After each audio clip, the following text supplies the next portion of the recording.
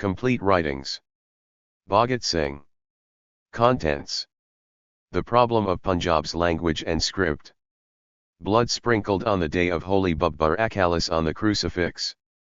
Beware, ye bureaucracy. Letter to Shaheed Sukhdev. The Red Pamphlet.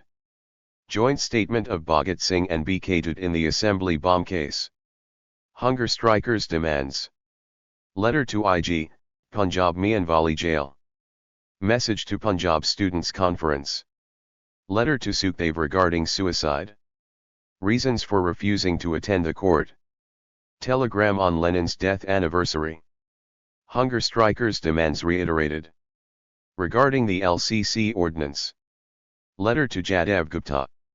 Justice Hilton must also go. Letter to Father. Why I am an atheist. Letter to BK Dutt. To young political workers. Regarding line of defense in Hari Kishan's case. Last petition. Introduction to Dreamland. The problem of Punjab's language and script. Introduction. The Punjab Hindi Sahitya Sammelan had organized an essay competition on the problem of Punjab's language and script in 1923. It was for that competition that Bhagat Singh wrote this article. The General Secretary of Sahitya Sammelan, Shri Bhim Sen Vidyalankar, liked the article much and preserved it. Bhagat Singh got a prize of 50 rupees for this article. Subsequently, it was published in Hindi Sandesh on February 28, 1933. The problem of Punjab's language and script. An acquaintance of the literature of a society or a country is of prime importance for the understanding of that society or country, because the consciousness of the soul of a society or country, because the consciousness of the soul of a society gets reflected in its literature also. History is witness to the authenticity of the above statement. Countries have followed the direction determined by the flow of their literature. Every nation needs literature of high quality for its own uplift. As literature of a country attains new heights, the country also develops. Patriots, be they merely social reformers or political leaders, pay highest attention to the literature of their country. If they do not create new literature to meet the requirements of the contemporary issues and situations, all of their efforts will fail and their work will prove unstable. Perhaps Garibaldi could not have succeeded in mobilizing the army with such ease if Mazzini had not invested his 30 years in his mission of cultural and literary renaissance. The revival of Irish language was attempted with the same enthusiasm along with the Renaissance in Ireland. The rulers so much wanted to suppress their language for the ultimate suppression of the Irish people that even kids were punished for the crime of keeping a few verses in Gaelic. The French Revolution would have been impossible without the literature of Rousseau and Voltaire. Had Tolstoy, Karl Marx, and Maxim Gorky not invested years of their lives in the creation of a new literature, the Russian Revolution would not have taken place, leave alone the propagation and practice of communism. The same applies to the social and religious reformers. Kabir's ideas have a stable impact because of his literature. Till date, the sweetness and sensitivity of his poems prove captivating to the people. Exactly the same can be said about Guru Nanak Dev Ji.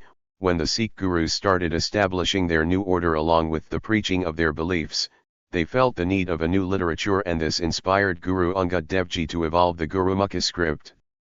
Centuries of continuous warfare and Muslim invasions had dried up the literature of Punjab. The Hindi language was at the verge of extinction. He adopted the Kashmiri script in his search for an Indian language. Later the Adi Granth was compiled by Guru Arjan Dev Ji and by Gurudas Ji. They took a far-reaching and useful step in this act of creating their own script and literature to perpetuate their beliefs. Afterwards, as situations changed, the flow of literature also changed. The ceaseless sacrifices and sufferings of the Gurus changed the situation. Whereas we find devotion and self-oblivion in the preaching of the first Guru, and experience a sense of self-effacement in the following couplet. Nanak nan hi ho ra, jazi nan hi dub. Or Ghazyari jade hi, dub kub ki kub. We find a sense of fellow feeling and helpfulness for the oppressed in the preaching of Guru Shri Tegh Bahadur Ji. Banhai Jinhan Dipakadi Yi, Sir Diji Yi Banhai Nh Hodi. Guru Tegh Bahadur Balya, Dharti Pai Dharam Na Koti. After his sacrifice, suddenly, we sense a warrior spirit in the preaching of Guru Gobind Singh Ji. When he realized that a mere spiritual devotion could not do anything, he started Chandi worship and turned Sikh community into a community of worshippers and warriors by synthesizing spiritualism and fighting. We find in his poems a new spirit. He writes, Je toi prem kalan dichav, Sardar talai gali mori av. Je it marag paired harajay, Sir Dajay Khan no Dajay. And then, Surah so pashani yi, Je laid deen ke het. Purja kat mer, Kabhu nh haid kaith. And then suddenly, the sword worship starts. Carrying the same spirit, Baba Bunda and others fought Muslim rulers ceaselessly. We find later that when Sikhs are reduced to mere groups of anarchists, declared outlaws, and were continuously compelled to be confined to the forests, no new literature could be created. They had a warrior spirit, a sense of courage and sacrifice, and a spirit to continue their war against Muslim rulers, but they could not chalk out their future beyond this. This explains why these warrior groups fought among themselves. It is here that their lack of contemporary spirit worries us. If a warrior and shrewd ruler like Ranjit Singh had not emerged afterwards, Sikhs would have gone down bereft of any high ideal or spirit to have mobilized them. Along with all this, one more point deserves attention. All the Sanskrit literature, put together, failed to revive the Hindu society. New literature had to be written in a contemporary modern language. Till date, we feel only the effect which was created by that literature of contemporary spirit. Even for a person of proper education and comprehension, the hymns of unintelligible Sanskrit and ayat of classical Arabic cannot be as enthusing as is possible by the simple statements in a simple language. A short history of Punjabi language and literature is sketched out above. Now we turn to our times. Swami Vivekananda in Bengal and Swami Ramtirtha in Punjab were born approximately at the same time. Both were great in the same sense. Both got fame for establishing Indian metaphysics abroad. Swami Vivekananda's mission became a permanent institution in Bengal, while Punjab misses a memorial to Swami Ramtirtha. In spite of having significant differences in their thinking, we find strong similarities at the roots. Whereas Swami Vivekananda was preaching karma yoga, Swami Ramtirtha was singing in blissfulness. Ham ruki tukad kyanj. Bharat par where jayanj. Hum suk chain chabayanj. Bharat ki bait baniyanj. Ham nanju mar bidayanj. Bharat par jan midayanj. Several times, he wept while seeing the setting sun in America, and said, "Now you are rising in my beloved country. Drop my tears like dewdrops over beautiful water-fed fields of India." Such a great devotee of the country and God was born in our province, and if we do not have even a single memorial to him, what else could explain that, except our literary backwardness? This we feel at every step. Many great men born in Punjab, who are comparable to Sri Devendra Thakur and Keshav Chandra Sen of Bengal, but we did not respect them and easily forgot them after their deaths, for example, Guru Jun Singh Ji, etc. We find only one reason on bottom, and that is the total lack of literacy, interest and awakening. The truth is that no country or community can progress without its literature. But language is the primary need of literature, and this is absent in Punjab. In spite of releasing this handicap for long, the question of language has still remained unresolved. The main reason behind this is the unfortunate communalization of language in our province. In other provinces, we find that Muslims have fully adopted their provincial languages. In the literary world of Bengal, poet Nazrul Islam is a shining star. Latif Hussain Nutvar is prominent among the Hindi poets. The same is true of Gujarat also. But Punjab is unfortunate. Here, even Hindus and Sikhs are not united. Leave the Muslims alone. Punjab should have been the language of Punjab, like other provinces, but since this has not happened, as this question is a spontaneous question, Muslims have adopted Urdu. Muslims totally lack Indianness, therefore they want to propagate Arabic script and Persian language. While failing to understand the importance of Indianness in the whole of India, they fail to understand the importance of one language, which could only be Hindi. That is why they keep repeating the demand for Urdu like a parrot and take an isolated position. Then comes the turn of the Sikhs. Their whole literature is in the Gurumukhi script. Hindi is very much there as a component, but Punjabi constitutes the main component. Therefore, the Sikhs adopted Punjabi written in Gurmukhi as their language. They could not leave that at any cost. They embraced that by making it a communal language. The Arya Samaj emerged on the other side. Swami Dayanand propagated the feeling for the spread of Hindi throughout Bharatvarsha. Hindi became a religious component of the Arya Samaj movement. These religious attachments benefited the language in one way. That is, while Sikh staunchness secured Punjabi, the insistence of Arya Samajists helped Hindi secure a place of its own. In the early days of Arya Samaj movement, the Sikhs and Arya Samajists used to have religious gathering at the same place. At that time they had no feelings of being different, but afterwards, a few sentences of Sati Artha Prakash caused malice and mutual hatred. The Sikhs, swept in the same stream, started hating even Hindi as well. Others did not take even notice of it. Afterwards, it is said, a Samaji leader, Mahatma Hansarajji held consultations with many leaders and proposed that if they accept the Hindi script, he would get the Punjabi language in Hindi script, and he would get the Punjabi language in Hindi script recognized in the university. But they could not understand the importance of this proposal because of their narrow-mindedness and absence of literary awareness. At this moment, three views prevail in Punjab. Firstly, there is strong attachment for Urdu among the Muslims. Secondly, for Hindi among Arya Samajis and certain other Hindus, and thirdly, for Punjabi. It will not be important here to deal with all the languages one by one.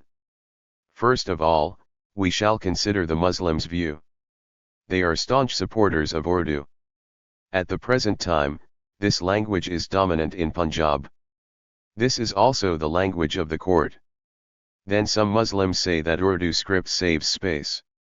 This may be quite right, but the most important question before us at this juncture is to make India a unified nation, but this cannot be done all at once. For this we have to move step by step. If we cannot adopt one language for the whole of India at the moment, we should at least adopt one script. The Urdu script cannot be called a perfect one, and the most important point is that it is based on the Persian language. The flights of imagination of Urdu poets, even if they are Hindi, reach the Sakis of Persia and date palms of the Arabs countries. Qazi Nazrul Islam's poems refer to Durjat, Vishvamitra and Durvasa quite frequently, but our Punjabi Hindi Urdu poets could not even think of them. Is it not a matter which makes one sad? Their ignorance of Indianness and Indian literature is the main reason of this. When they cannot imbibe Indianness, how can their literature make us Indian? Students confined to the study of Urdu cannot attain the knowledge of the classical literature of India. It is not that these texts cannot be translated into a literary language like Urdu, but it will be useful only to a Persian in his pursuit concerning Indian literature. It will suffice to say in support of the above statement that when simple words like Arya and Swarajya are written as Arya and Swarajya, what will happen to the deep metaphysical topics? Only a few days back, a government translator, using the Urdu script, mistook sage Nachiketa as Nichi Kusha, which can be translated as a bitch of low origin, while translating an Urdu book Kamen Kistara Zinda Ra Sakti Hind by Lala Harde Alji, M.A. It was neither Lalaji's fault nor the translator. It was only a shortcoming of the Urdu script and the dissimilarity between Urdu and Hindi languages and literature. Indian languages and script prevail in the rest of India. In such a situation, should we get absolutely isolated from India? Point is that, among Muslim writers, the staunch supporters of Urdu write highly Persianized Urdu. The Muslim newspapers like Zamindar and Siyasat have strong Arabic influence, which is quite incomprehensible to common people. How can this be propagated in such a situation? We wish our Muslim brothers, while sticking to their religion, think of Indianizing themselves like Kamal the Turk. India's salvation is possible only that way. Instead of making language a communal question, we should adopt a wide perspective. We will now return to the problem of Hindi and Punjabi. Many idealists entertain a vision of the world turned into one single nation, one global nation. This ideal is beautiful and one should keep it before oneself. But this cannot be achieved today. All of our steps, all of our efforts should be directed towards enhancement of happiness by uniting all nationalities, countries, and nations into one strong bond. Before that, we have to realize that ideal in our own country. We have to adopt one language, one script, one literature, one ideal, and one nation, but the adoption of a single language precedes all the other unities, so that we can communicate with and comprehend each other. A Punjabi and a Madrasi must not sit together mute at a gathering, but try to communicate their ideas and emotions, and this should be done in our own language, Hindi, rather than in an alien language like English. Even this ideal will take years to be realized. First of all, we should create literary awareness in this endeavor, not among a few but in the masses. The people's own language is essential for creating literary awareness among the people. On the basis of this logic, we say that you can succeed in Punjab only in Punjabi language. Till now, Punjabi has not been able to become a literary language of the central Punjab. It is written in the Gurmukhi script and is now known as Punjabi. It is neither widely prevalent nor has any literature or scientific significance. It was left unattended earlier, but even now the deficiency of its script disturbs those who are now attending to it. All the words cannot end without the sound and its inability to write compound letter, even the word Purna cannot be written. This script is thus even more incomplete than Urdu, but when we already have a scientific and perfect Hindi script, what is there to feel hesitant about adopting it? The Gurmukhi script is only distorted form of the Hindi script. Right from the start all the rules are same, then, how much will we be benefited by our immediate switch over to this? The Punjabi language will start developing immediately by adopting this perfect script. And there is no problem in the propagation of it. Hindu women of Punjab already know this script. The Dav school and Sanatan Dharma schools teach only in Hindi. What could be the problem in such a situation? We shall plead with the supporters of Hindi that, ultimately and certainly, only Hindi will be the language of the whole Bharat, but it will be more convenient to propagate it from now on. Punjabi will become like Hindi by adopting the script and then all the differences will disappear, and it is desirable, too, that common people could be educated, which is possible only through our own language in our own script. See this Punjabi poem. O Rahai Rajanda, Sanjay Gal Mary. Sir to Pag Tir Baladi, in Unfuk Muader Allah. Even beautiful Hindi poems cannot cast an impression comparable to this, as they have not yet made a place right in the hearts of the people. They still seem somewhat alien. It is so because Hindi is based on Sanskrit. And the Punjab has gone farther away from that. Persian has maintained its dominance in Punjab to a large extent. For example, a collection of things become cheezan here instead of cheezine. This principle prevails throughout. What is being emphasized here is that Hindi is still far from Punjabi heart in spite of being close to Punjabi. Of course, Punjabi will come closer to Hindi when it will adopt the Hindi script attempt creating its literature. By now almost every major issue has been discussed here. Only one thing now remains to be said. Many people argue that the Punjabi language lacks sweetness, beauty, and emotions. This is absolutely baseless. Only recently the sweetness, beauty, and emotions. This is absolutely baseless. Only recently the sweetness, beauty, and emotions of this song hypnotized Kavindra Ravindra. Lach hai, jith tu pani doliya. Uth ugpaye sandal debut. Many more examples could be cited. Is the following couplet even the least inferior to the poems of any other language? People de patya vek kad kad laye. Patyahade parain hun rut navayan diae. And when Punjab is sitting alone or in the group, will any other language move them to the extent these lines of Gauhar can? Lam lak han tukaro runda shah viki. Na Musafiran koi utter dende. Dine ratin de kuch dare. Na unhangulan divasana te. Boran bahandagulan divasana te. Na sapandamuhan te koi pi ardenda. Gohar same saluk hanjayu adiata. Moyan jiyan untar koi visardenda. Jeev jayadian nukin marna ae. Jikar na hintu moyan njiajaga. Gar a isa wala nukin gurna ae. Jikar na hintu hathan kare jaga. Mildilan non kayakar tadna ae. Mildilan tu bikadian nu milon jaga. Gohar bare I yarak bandkan. Jikar na hintu nikiyan kuman jaga. And nowadays brilliant poets like Dard, Mastana, Diwana are enriching the Punjabi's poetry.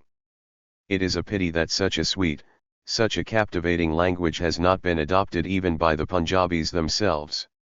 They still refuse, and this is the crux of the problem. Everyone backs his arguments on the basis of religious convictions. The only problem concerning the language and script of Punjab is to remove this obstruction, but the hope lies in the increasing literary awareness among the Sikhs.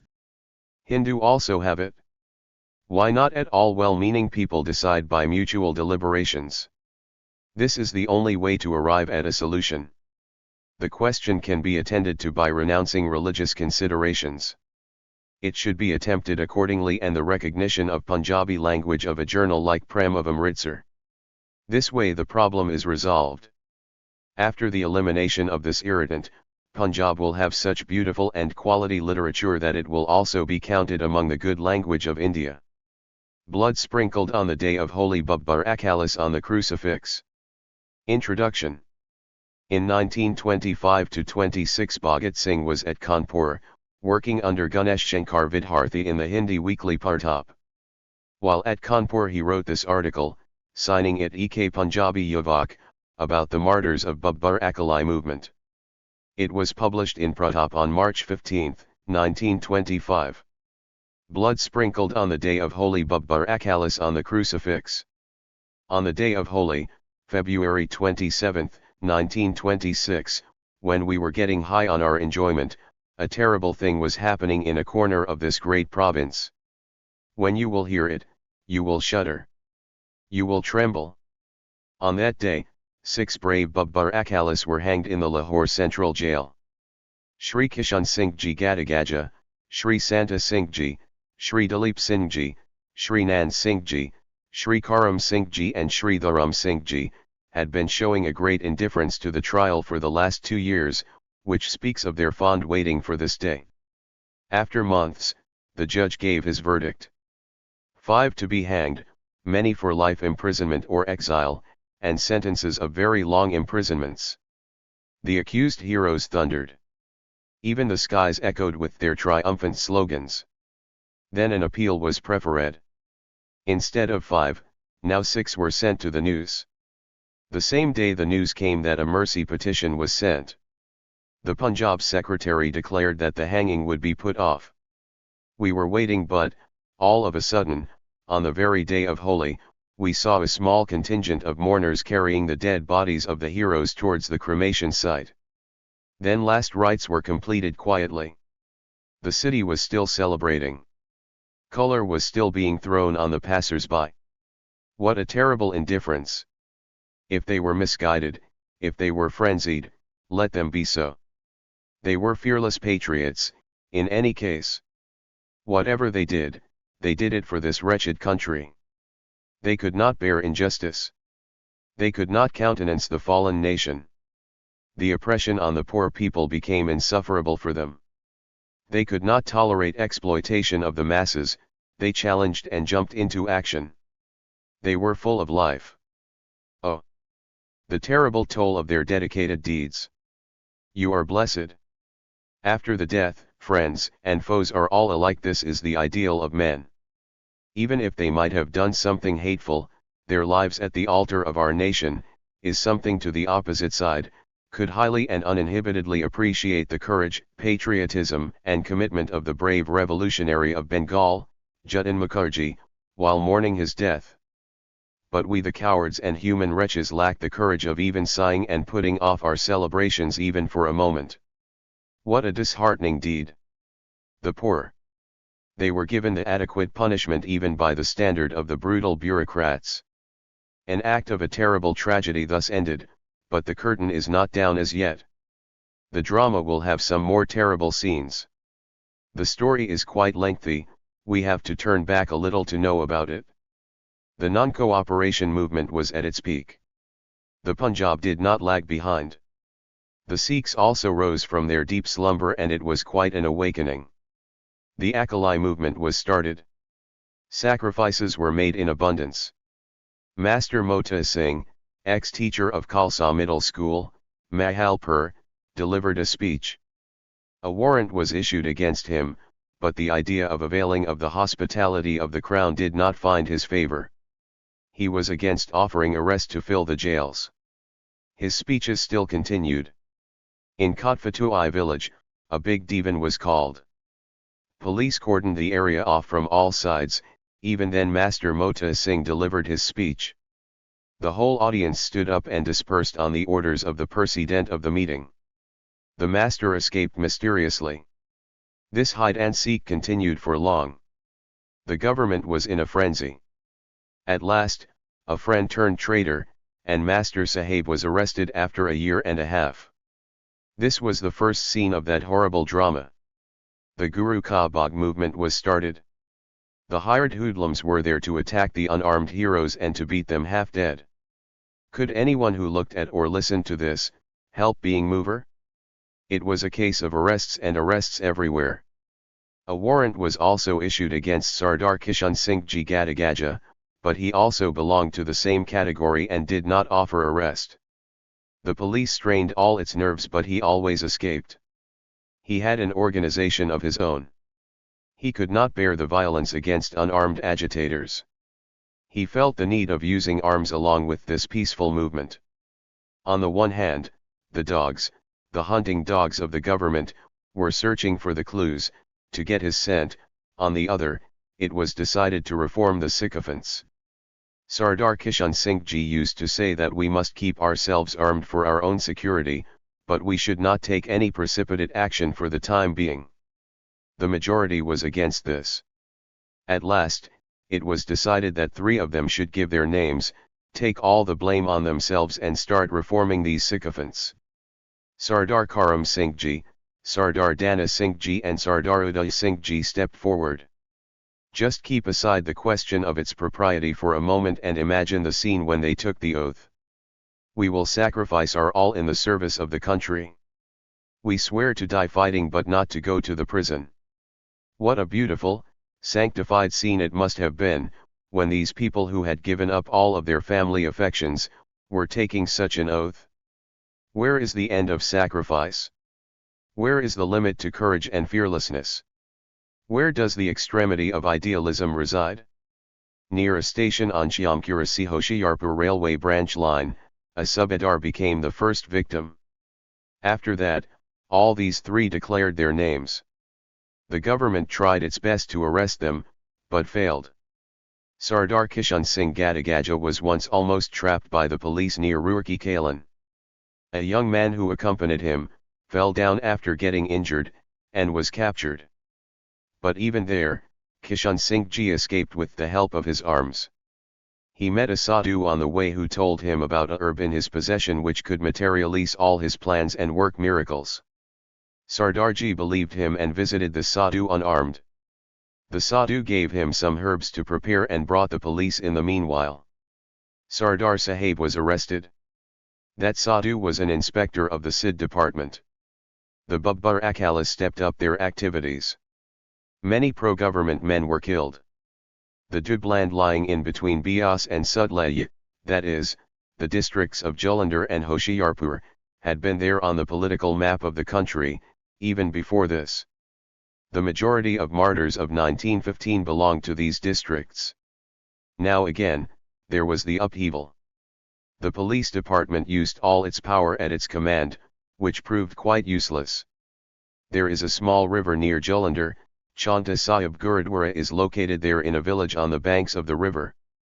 There Shri Karam Singh Ji, Shri Dana Singh Ji, Shri Uday Singh Ji and Shri Anup Singh Ji were sitting with a few others, preparing tea. All of a sudden, Shri Dana Singh ji said, "Baba Karam Singh ji, we should at once leave this place. I sense something very inauspicious happening." The 75-year-old Sardar Karam Singh showed total indifference, but Shri Dana Singh ji left the place, along with his 18-year-old follower Dilip Singh. Quite suddenly Baba Karam Singh stared at Anup Singh and said, "Anup Singh, you are not a good person," but after this, he himself became unmindful of his own premonition. They were still talking when police made a declaration, "Send out the rebels, otherwise the village will be burnt down." But the villagers did not yield. Seeing all this, they themselves came out. Anup Singh ran with all the bombs and surrendered. The remaining 4 people were standing, surrounded from all sides. The British police captain said, "Karam Singh, drop the weapons and you will be pardoned." The hero responded challengingly, "We will die a martyr's death while fighting, as a real revolutionary, for the sake of our motherland, but we shall not surrender our weapons." He inspiringly called his comrades. They also roared like lions. A fight ensued. Bullets flew in all directions. After their ammunition exhausted, these brave people jumped into the river and bravely died after hours of ceaseless fighting. Sardar Karam Singh was 75 years old. He had been in Canada. His character was pure and behavior ideal. The government concluded that the Babbar Akalis were finished, but actually they grew in strength.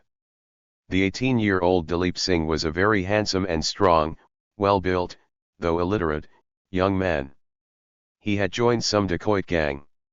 His association with Shri Dana Singh ji turned him from a dacoit into a real revolutionary. Many notorious dacoits like Banta Singh and Varyam Singh, too, gave up dacoity and joined them. They were not afraid of death. They were eager to wash their old sins. They were increasing in number day by day. One day when Dana Singh was sitting in a village named Mauhana, the police was called. Dana Singh was down with drinks and caught without resistance. His revolver was snatched, he was handcuffed and brought out. 12 policemen and 2 British officers had surrounded him. Exactly at that moment there was a thunderous noise of explosion. It was the bomb exploded by Dana Singh ji. He died on the spot along with 1 British officer and 10 policemen. All the rest were badly wounded. In the same fashion, Banta Singh, Jvala Singh, and some others were surrounded in a village named Mundar. They all were gathered on the roof of a house. Shot were fired, a crossfire ensued for some time, but then the police sprinkled kerosene oil by a pump and put the house on fire. Banta Singh was killed there, but Varyam Singh escaped even from there. It will not be improper here to describe a few more similar incidents. Banta Singh was a very courageous man. Once he snatched a horse and a rifle from the guard of the armory in the Jalandhar cantonment. Those days several police squads were desperately looking for him. One such squad confronted him somewhere in the forest. Sardar Sahib challenged them immediately, "If you have courage, come and confront me." On that side, there were slaves of money, on this side, the willing sacrifice of life. There was no comparison of motives. The police squad beat a retreat. This was the condition of the special police squads deputed to arrest them. Anyway, arrests had become a routine. Police checkposts were erected in almost every village. Gradually, the Babbar Akalis were weakened. Till now it had seemed as if they were the virtual rulers. Wherever they happened to be visiting, they were warmly hosted, by some with fear and terror. The supporters of the regime were defeatist. They lacked the courage to move out of their residences between the sunset and the sunrise. They were the heroes of the time. They were brave and their worship was believed to be a kind of hero worship, but gradually they lost their strength. Hundreds among them were imprisoned, and cases were instituted against them. Varyam Singh was the lone survivor. He was moving towards Lalpur, as the pressure of police had increased in Jalandhar and Hoshiarpur. One day he was hopelessly surrounded there, but he came out fighting valiantly. He was very much exhausted. He was alone. It was a strange situation. One day he visited his maternal uncle in the village named Hejan. Arms were kept outside. After taking his meals, he was moving towards his weaponry when the police arrived. He was surrounded. The British officer caught him from the backside. He wounded him badly with his krypin, and he fell down. All the efforts to handcuff him failed. After 2 years of suppression, the Akalija came to an end. Then the cases started, one of which has been discussed above. Quite recently too, they had wished to be hanged soon. Their wish has been fulfilled, they are now quiet. Beware, ye bureaucracy. Introduction. A handwritten leaflet explaining the reasons for Saunders' murder, written on December 18, 1928 at Mosang House and pasted at several places on the walls of Lahore in the night between the 18th and 19th. A copy in Bhagat Singh's handwriting was produced as an exhibit in the Lahore conspiracy case. Beware, ye bureaucracy. Hindustan Socialist Republican Army.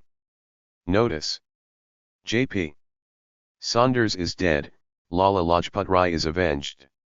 Really it is horrible to imagine that so lowly and violent hand of an ordinary police official, J.P. Saunders could ever dare to touch in such an insulting way the body of one so old, so revered and so loved by 300 millions of people of Hindustan and thus cause his death. The youth and manhood of India was challenged by blows hurled down on the head of the India's nationhood. And let the world know that India still lives, that the blood of youths has not been totally cooled down and that they can still risk their lives, if the honor of their nation is at stake. And it is proved through this act by those obscure who are ever persecuted, condemned, and denounced even by their own people. Beware, ye tyrants, beware. Do not injure the felling of a downtrodden and oppressed country. Think twice before perpetrating such diabolical deed, and remember that despite Arms Act and strict guards against the smuggling of arms, the revolvers will ever continue to flow in, if no sufficient at present for an armed revolt, then at least sufficient to avenge the national insults. In spite of all the denunciations and condemnations of their own kiths and kins, and ruthless repression and persecution of the alien government, party of young men will ever live to teach a lesson to the haughty rulers. They will be so bold as to cry even amidst the raging storm of opposition and repression, even on the scaffold. Long live the revolution! Sorry for the death of a man. But in this man has died the representative of an institution which is so cruel, lowly, and so base that it must be abolished. In this man has died an agent of the British authority in India, the most tyrannical of government of gofts in the world. Sorry for the bloodshed of a human being, but the sacrifice of individuals at the altar of the revolution that will bring freedom to all and make the exploitation of man by man impossible, is inevitable. Long live the revolution! SD/Balraj. Dated 18th December, 1928. Letter to Shahid Sukhdev. Introduction. The letter was written on April 5, 1929 in Sitaram Bazar House, Delhi. The letter was taken to Lahore by Shri Shiv Varma and handed over to Sukhdev. It was recovered from him at the time of his arrest on April 13 and was produced as one of the exhibits in Lahore conspiracy case. Letter to Shahid Sukhdev. Dear brother, by the time you receive this letter I will be gone, going to a far-off destination. Let me assure that I am prepared for the voyage in spite of all the sweet memory and in spite of all the charms of my life here. Up to this day one thing pinched in my heart, and it was this, that my brother, my own brother, misunderstood and accused me of a very serious charge, the charge of weakness. Today I am quite satisfied, today more than ever do I feel that was nothing, but a misunderstanding, a wrong calculation. My over-frankness was interpreted as my talkativeness, and my confession as my weakness. And now I feel it was misunderstanding and only is understanding. I am not weak, not weaker than anyone amongst us, brother. With a clear heart I go, will you clear too? It will be very kind of you. But note that you are to take no hasty step, soberly and calmly you are to carry on the work. Don't try to take the chance at the very outset. You have some duty towards the public, and that you can fulfill by continuing this work. As a suggestion, I would say that Mr. Shastri appeals to me more than ever. Try to bring him in the arena, provided he himself may be willing, clearly knowing the dark future. Let him mix with men and study their psychology. If he will work in the right spirit, he will be the better judge. Arrange as you may deem fit. Now, brother, let us be happy. By the way, I am say that I cannot help arguing once again my case in the matter under discussion. Again do I emphasize that I am full of ambition and hope and of full charm of life. But I can renounce all at the time of need, and that is the real sacrifice. These things can never be hindrance in the way of man, provided he be a man. You will have the practical proof in the near future. While discussing anybody's character, you asked me one thing, whether love ever proved helpful to any man. Yes, I answer that question today. To Matsina it was. You must have read that after the utter failure and crushing defeat of his first rising he could no bear the misery and haunting ideas of his dead comrades. He would have gone mad or committed suicide but for one letter of a girl he loved. He would as strong as anyone, nay stronger than all. As regards the moral status of love, I may say that it in itself is nothing but passion, not an animal passion but a human one, and very sweet too. Love in itself can never be an animal passion. Love always elevates the character of man. It never lowers him, provided love be love. You can't call these girls mad people, as we generally see in films lovers. They always play in the hands of animals' passions. The true love cannot be created. It comes of its own accord, nobody can say when. It is but natural. And I may tell you that a young man and a young girl can love each other, and with the aid of their love they can overcome the passions themselves and can maintain their purity. I may clear one thing here, when I said that love has human weakness, I did not say it for an ordinary human being at this stage, where the people generally are. But that is most idealistic stage when man would overcome all these sentiments, the love, the hatred, and so on. When man will take reason as the sole basis of his activity. But at present it is not bad, rather good, and useful to man. And moreover, while rebuking the love, I rebuke the love of one individual for one, and that too in idealistic stage. And even then, man must have the strongest feelings of love which he may not confine to one individual and may make it universal. Now I think I have cleared my position. One thing I may tell you to mark, we in spite of all radical ideas that we cherish, have not been able to do away with the over-idealistic Arya-Samajist conception of morality.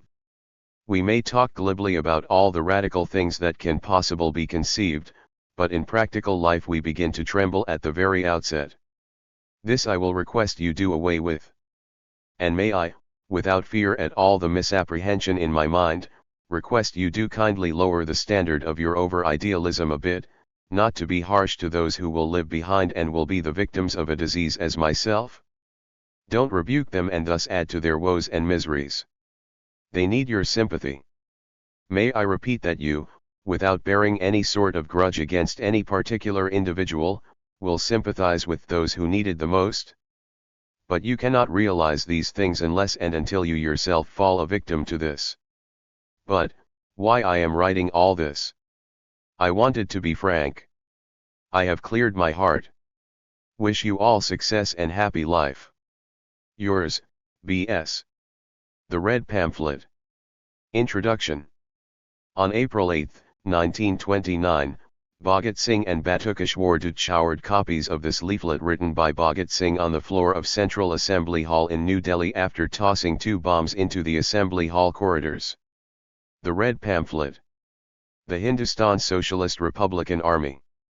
It takes a loud voice to make the deaf hear, with these immortal words uttered on a similar occasion by Valiant, a French anarchist martyr, do we strongly justify this action of ours.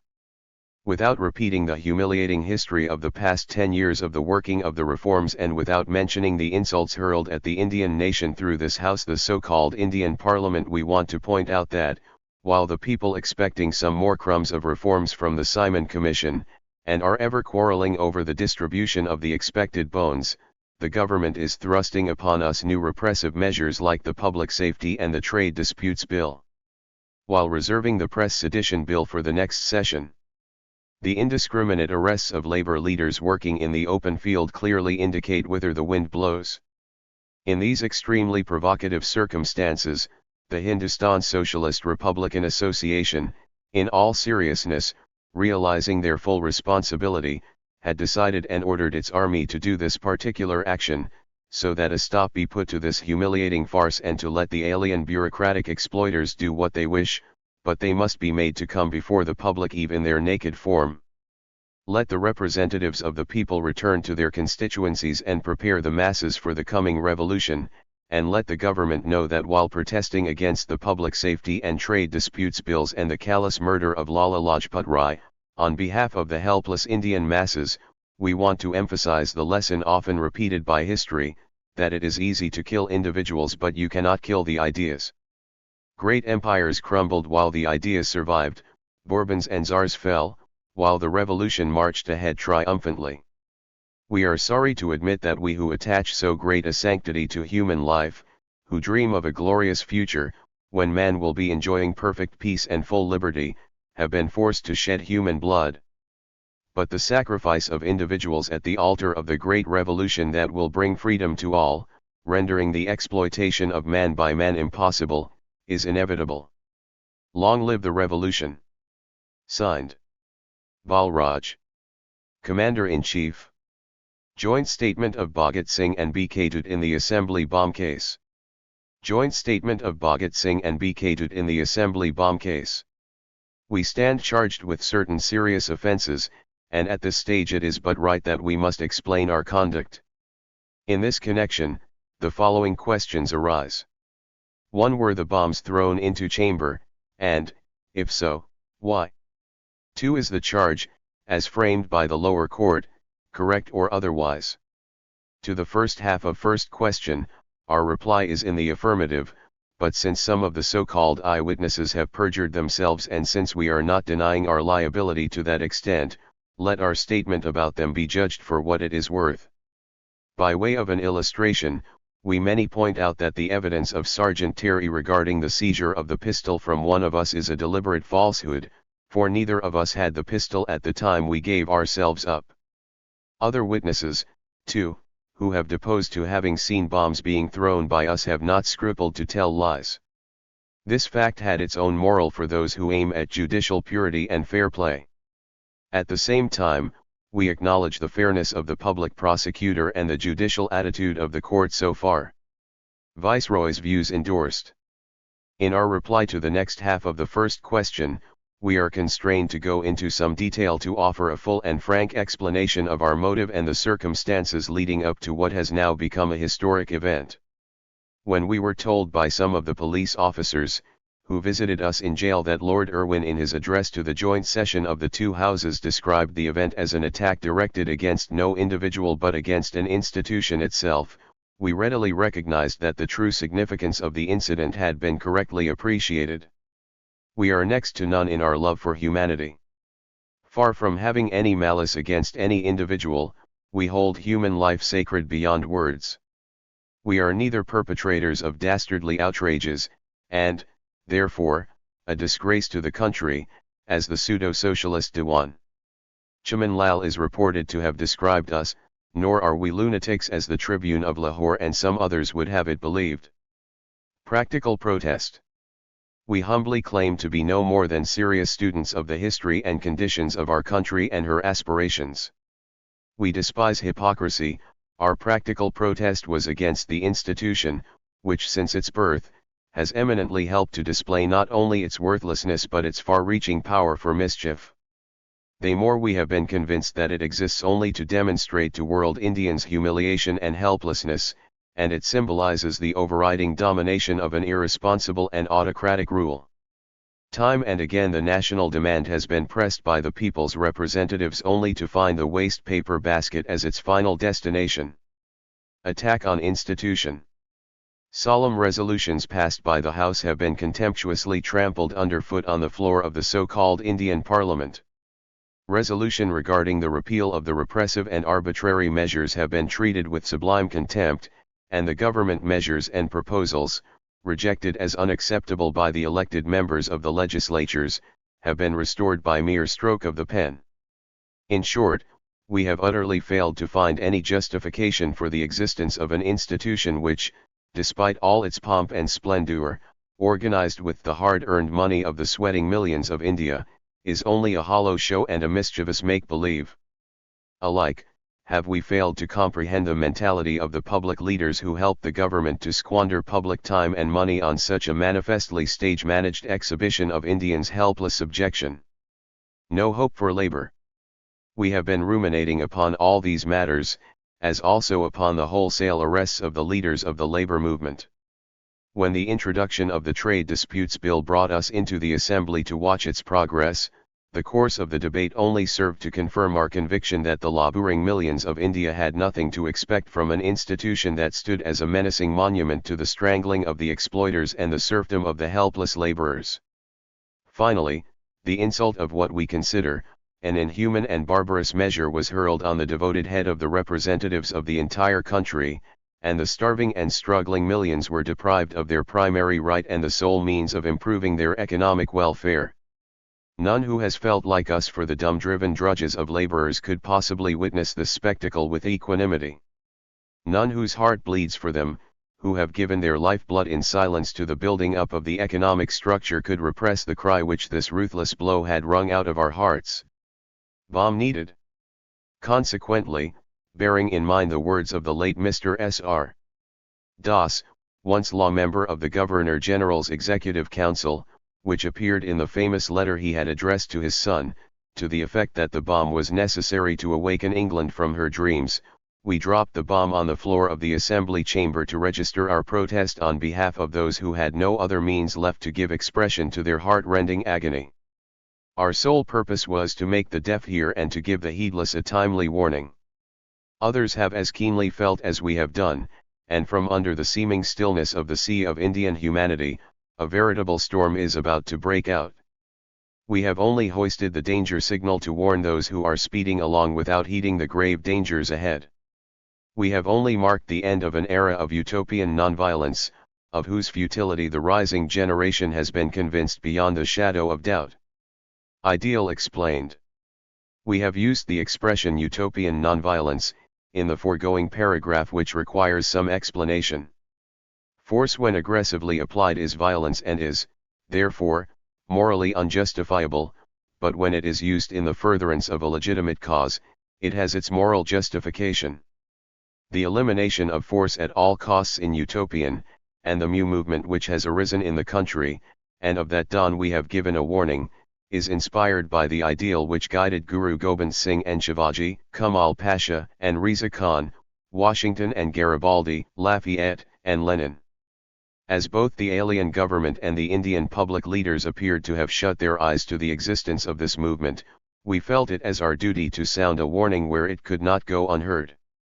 We have so far dealt with the motive behind the incident in question, and now we must define the extent of our intention. No personal grudge. We bore no personal grudge or malice against any one of those who received slight injuries or against any other person in the assembly.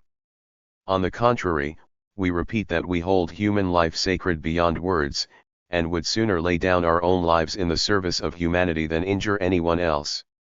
Unlike the mercenary soldiers of the imperialist armies who are disciplined to kill without compunction, we respect, and, in so far as it lies in our power, we attempt to save human life. And still we admit having deliberately thrown the bombs into the assembly chamber. Facts, however, speak for themselves, and our intention would be judged from the result of the action without bringing in utopian hypothetical circumstances and presumptions. No miracle. Despite the evidence of the government expert, the bombs that were thrown in the assembly chamber resulted in slight damage to an empty bench and some slight abrasions in less than half a dozen cases. While government scientists and experts have ascribed this result to a miracle, we see nothing but a precisely scientific process in all this incident. Firstly, the two bombs exploded in vacant spaces within the wooden barriers of the desks and benches. Secondly, even those who were within 2 feet of the explosion, for instance, Mr. P. Rao, Mr. Shankar Rao and Sir George Schuster, were either not hurt or only slightly scratched. Bombs of the capacity deposed to by the government expert, loaded with an effective charge of potassium chlorate and sensitive picrate, would have smashed the barriers and laid many low within some yards of the explosion. Again, had they been loaded with some other high explosive, with a charge of destructive pellets or darts, they would have sufficed to wipe out a majority of the members of the Legislative Assembly. Still again, we could have flung them into the official box which was occupied by some notable persons. And finally we could have ambushed Sir John Simon, whose luckless commission was loathed by all responsible people and who was sitting in the President's gallery at the time. All these things, however, were beyond our intention, and bombs did no more than they were designed to do, and the miracle consisted in no more than the deliberate aim which landed them in safe places. We then deliberately offered ourselves to bear the penalty for what we had done, and to let the imperialist exploiters know that by crushing individuals, they cannot kill ideas. By crushing 2 insignificant units, a nation cannot be crushed. We wanted to emphasize the historical lesson that lettres de cachets and bastilles could not crush the revolutionary movement in France. Gallows and the Siberian mines could not extinguish the Russian Revolution. Bloody Sunday and Black and Tans failed to strangle the movement of Irish freedom. Can ordinances and safety bills snuff out the flames of freedom in India? Conspiracy cases, trumped up or discovered, and the incarceration of all young men, who cherish the vision of a great ideal, cannot check the march of revolution. But a timely warning, if not unheeded, can help to prevent loss of life and general sufferings. We took it upon ourselves to provide this warning, and our duty is done. Revolution does not necessarily involve sanguinary strife, nor is there any place in it for individual vendetta. It is not the cult of the bomb and the pistol.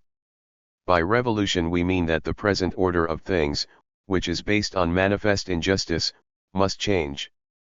Producers or laborers, in spite of being the most necessary element of society, are robbed by their exploiters of the fruits of their labor and deprived of their elementary rights. The peasant who grows corn for all, starves with his family. The weaver who supplies the world market with textile fabrics, has not enough to cover his own and his children's bodies. Masons, smiths, and carpenters who raise magnificent palaces, live like pariahs in the slums. The capitalists and exploiters, the parasites of society, squander millions on their whims. These terrible inequalities and forced disparity of chances are bound to lead to chaos. This state of affairs cannot last long, and it is obvious that the present order of society in merrymaking is on the brink of a volcano. The whole edifice of this civilization, if not saved in time, shall crumble. A radical change, therefore, is necessary, and it is the duty of those who realize it to reorganize society on the socialistic basis. Unless this thing is done and the exploitation of man by man and of nations by nations is brought to an end, sufferings and carnage with which humanity is threatened today cannot be prevented. All talk of ending war and ushering in an era of universal peace is undisguised hypocrisy. By revolution, we mean the ultimate establishment of an order of society which may not be threatened by such breakdown, and in which the sovereignty of the proletariat should be recognized, and a world federation should redeem humanity from the bondage of capitalism and misery of imperial wars. This is our ideal, and with this ideology as our inspiration, we have given a fair and loud enough warning. If, however, it goes unheeded and the present system of government continues to be an impediment in the way of the natural forces that are swelling up, a grim struggle will ensure involving the overthrow of all obstacles, and the establishment of the dictatorship of the proletariat to pave the way for the consummation of the ideal of revolution. Revolution is an inalienable right of mankind. Freedom is an imperishable birthright of all. Labor is the real sustainer of society. The sovereignty of the ultimate destiny of the workers. For these ideals, and for this faith, we shall welcome any suffering to which we may be condemned. At the altar of this revolution we have brought our youth as an incense, for no sacrifice is too great for so magnificent a cause. We are content, we await the advent of revolution. Long live revolution! Hunger strikers' demands. Introduction. Bhagat Singh and B.K. THIRD were sentenced to transportation for life in the Delhi Assembly bomb case. After conviction they were transferred to Mianwali and Lahore jails respectively. They started hunger strike for better treatment to political prisoners in jails. After a few days Bhagat Singh was also shifted from Mianwali to Lahore Central Prison. THIRD was already there. They jointly addressed this letter to the Home Member, Government of India, enumerating their demands. Hunger strikers' demands. Central Jail, Lahore. 24.6.29. We, Bhagat Singh and B.K. THIRD, were sentenced to life transportation in the Assembly bomb case, Delhi, the April 19, 1929. As long as we were under trial prisoners in Delhi jail, we were accorded a very good treatment from that jail to the Mianwali and Lahore Central jails respectively. We wrote an application to the higher authorities asking for better diet and a few other facilities, and refused to take the jail diet. Our demands were as follows. We, as political prisoners, should be given better diet, and the standard of our diet should at least be the same as that of European prisoners. We shall no be forced to do any hard and undignified labours at all. All books, other than those proscribed, along with writing materials, should be allowed to us without any restriction. At least one standard daily paper should be supplied to every political prisoner. Political prisoners should have a special ward of their own in every jail, provided with all necessities as those of the Europeans. And all the political prisoners in one jail must be kept together in that ward. Toilet necessities should be supplied. Better clothing. We have explained above the demands that we made. They are the most reasonable demands. The jail authorities told us one day that the higher authorities have refused to comply with our demands. Apart from that, they handle us very roughly while feeding us artificially, and Bhagat Singh was lying quite senseless on the June 10, 1929, for about 15 minutes, after the forcible feeding, which we request to be stopped without any further delay. In addition, we may be permitted to refer to the recommendations made in the UP Jail Committee by P.T. Jagat Narayan and K.B. Hafiz Hidayat Hussain. They have recommended the political prisoners to be treated as better class prisoners. We request you to kindly consider our demands at your earliest convenience. By political prisoners, we mean all those people who are convicted for offences against the state, for instance the people who were convicted in the Lahore conspiracy cases, 1915-17, the Kakori conspiracy cases and sedition cases in general. Yours, Bhagat Singh. B.K. THIRD. Letter to IG, Punjab Mianwali Jail. Letter to IG, Punjab Mianwali Jail. June 17, 1929. 2. The Inspector General. Punjab Jails.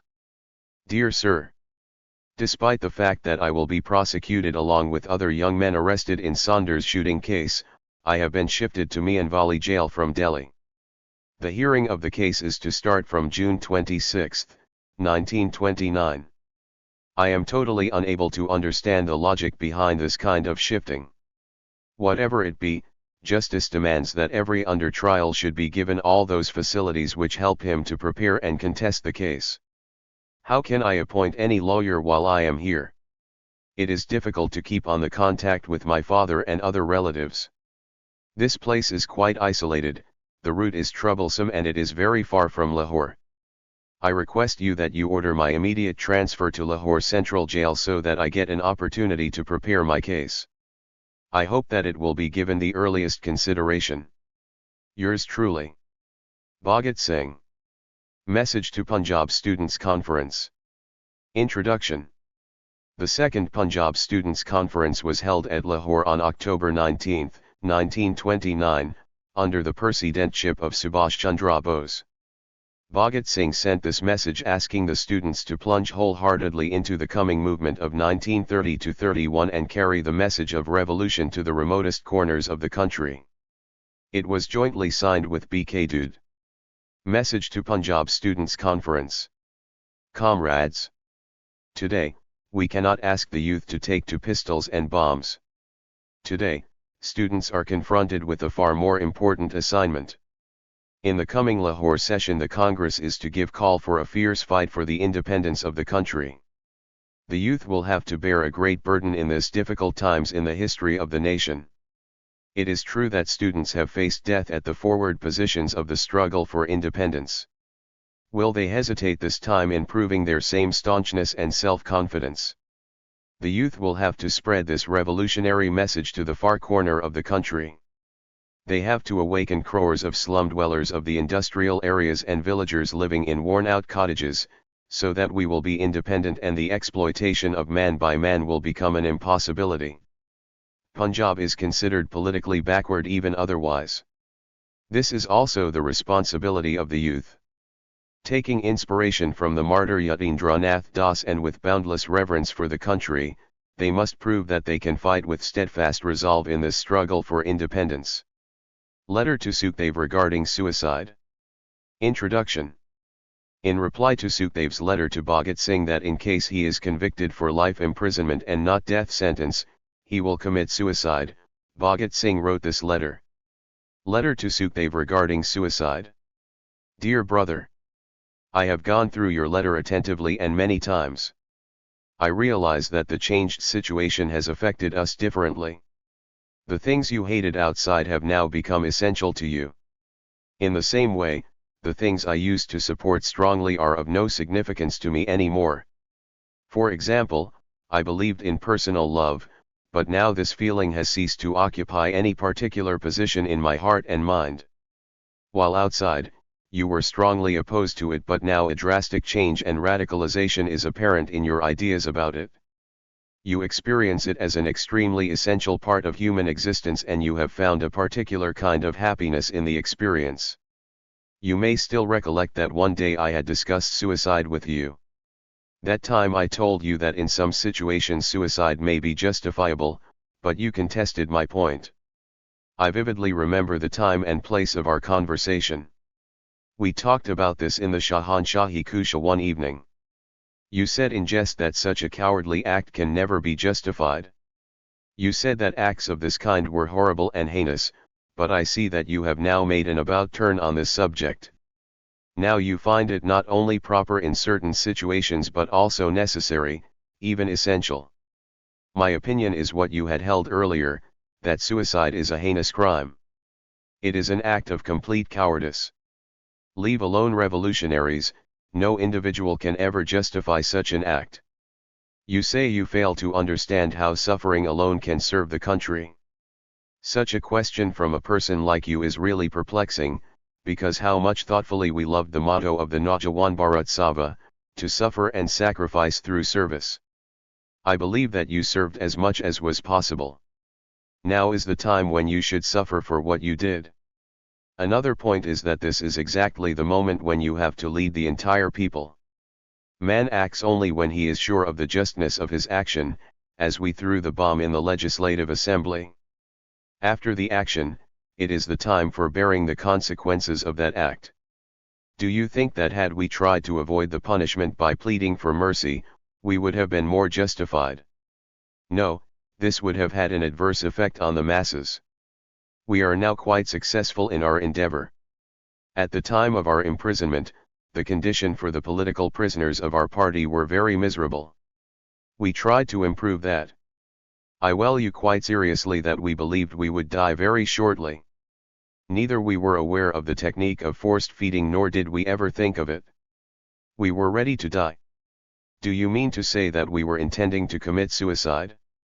No. Striving and sacrificing one's life for a superior ideal can never be called suicide. We are envious of the death of our comrade Yatindranath Das. Will you call it suicide? Ultimately, our sufferings bore fruit. A big movement started in the whole of the country. We were successful in our aim. Death in the struggles of this kind is an ideal death. Apart from this, the comrades among us, who believe that they will be awarded death, should await that day patiently when the sentence will be announced and they will be hanged. This death will also be beautiful, but committing suicide, to cut short the life just to avoid some pain, is cowardice. I want to tell you that obstacles make a man perfect. Neither you nor I, rather none of us, have suffered any pain so far. That part of our life has started only now. You will recollect that we have talked several times about realism in the Russian literature, which is nowhere visible in our own. We highly appreciate the situations of pain in their stories, but we do not feel that spirit of suffering within ourselves. We also admire their passion and the extraordinary height of their characters, but we never bother to find out the reason. I will say that only the reference to their resolve to bear pain has produced the intensity, the suffering of pain, and this has given great depth and height to their characters and literature. We become pitiable and ridiculous when we imbibe an unreasoned mysticism in our life without any natural or substantial basis. People like us, who are proud to be revolutionary in every sense, should always be prepared to bear all the difficulties, anxieties, pain, and suffering which we invite upon ourselves by the struggles initiated by us and for which we call ourselves revolutionary. I want to tell you that in jail, and in jail alone, can a person get an occasion to study empirically the great social subjects of crime and sin. I have read some literature on this, and only the jail is the proper place for the self-study on all these topics. The best parts of the self-study for one is to suffer oneself. You know it that the suffering of political prisoners in the jails of Russia caused, in the main, the revolution in the prison administration after the overthrow of Tsardom. Is India not in need of such persons who are fully aware of this problem and have personal experience of these things? It will not suffice to say that someone else would do it, or that many other people are there to do it. Thus, men who find it quite dishonorable and hateful to leave the revolutionary responsibilities to others should start their struggle against the existing system with total devotion. They should violate these rules, but they should also keep in mind the propriety, because unnecessary and improper attempts can never be considered just. Such agitations will shorten the process of revolution. All the arguments which you gave to keep yourself aloof from all such movement, are incomprehensible to me. Some of our friends are either fools or ignorant. They find your behavior quite strange and incomprehensible. In fact, if you feel that jail life is really humiliating, why don't you try to improve it by agitating? Perhaps, you will say that this struggle would be futile, but this is precisely the argument which is usually used as a cover by weak people to avoid participation in every movement. This is the reply which we kept on hearing outside the jail from the people who were anxious to escape from getting entangled in revolutionary movements. Shall I now hear the same argument from you? What could our party of a handful of people do in comparison to the vastness of its aims and ideals? Shall we infer from this that we erred gravely in starting our work altogether? No, inferences of this kind will be improper. This only shows the inner weakness of the man who thinks like this. You write further that it cannot be expected of a man that he will have the same thinking after going through 14 long years of suffering in the prison, which he had before, because the jail life will crush all his ideas. May I ask you whether the situation outside the jail was any bit more favorable to our ideas? Even then, could we have left it because of our failures? Do you mean to imply that had we not entered the field, no revolutionary work would have taken place at all? If this be your contention, then you are mistaken, though it is right that we also proved helpful to an extent in changing the environment. But, we are only a product of the need of our times. I shall even say that Marx, the father of communism, did not actually originate this idea. The Industrial Revolution of Europe itself produced men of this kind. Marx was one among them. Of course, Marx was also instrumental to an extent in gearing up the wheels of his time in a particular way. I did not give birth to the ideas of socialism and communism in this country. This is the consequence of the effects of our time and situations upon ourselves. Of course, we did a bit to propagate these ideas, and therefore I say that since we have already taken a tough task upon ourselves, we should continue to advance it. The people will not be guided by our committing suicides to escape the difficulties, on the contrary, this will be quite a reactionary step. We continued our work despite the testing environment of disappointments, pressures, and violence ordained by the jail rules. While we worked, we were made target of many kinds of difficulties. Even men who were proud to proclaim themselves to be great revolutionaries, deserted us. Were these conditions not testing in the extreme? Then, what was the reason and the logic of continuing our agitation and efforts? Does this simple argument not by itself give added strength to our ideas? And, don't we have instances of our revolutionary comrades who suffered for their convictions in jails and are still working on return from jails? Had Bakunin argued like you, he would have committed suicide right in the beginning. Today, you find many revolutionaries occupying responsible posts in the Russian state who had passed the greater part of their lives in prison, completing their sentences. Man must try hard to stick to his beliefs. No one can say what future has in store. Do you remember that when we were discussing that some concentrated and effective poison should also be kept in our bomb factories, you opposed it very vehemently? The very idea was repugnant to you. You had no faith in it. So, what has happened now? Here, even the difficult and complex conditions do not obtain. I feel revulsion even in discussing this question. You hated even that attitude of mind which permits suicide. You will kindly excuse me for saying that had you acted according to this belief right at the time of your imprisonment, you would have served the revolutionary cause, but at this moment, even the thought of such an act is harmful to our cause. There is just one more point which I will like to draw your attention to. We do not believe in God, hell, and heaven, punishment and rewards, that is in any godly accounting of human life. Therefore, we must think of life and death on materialist lines.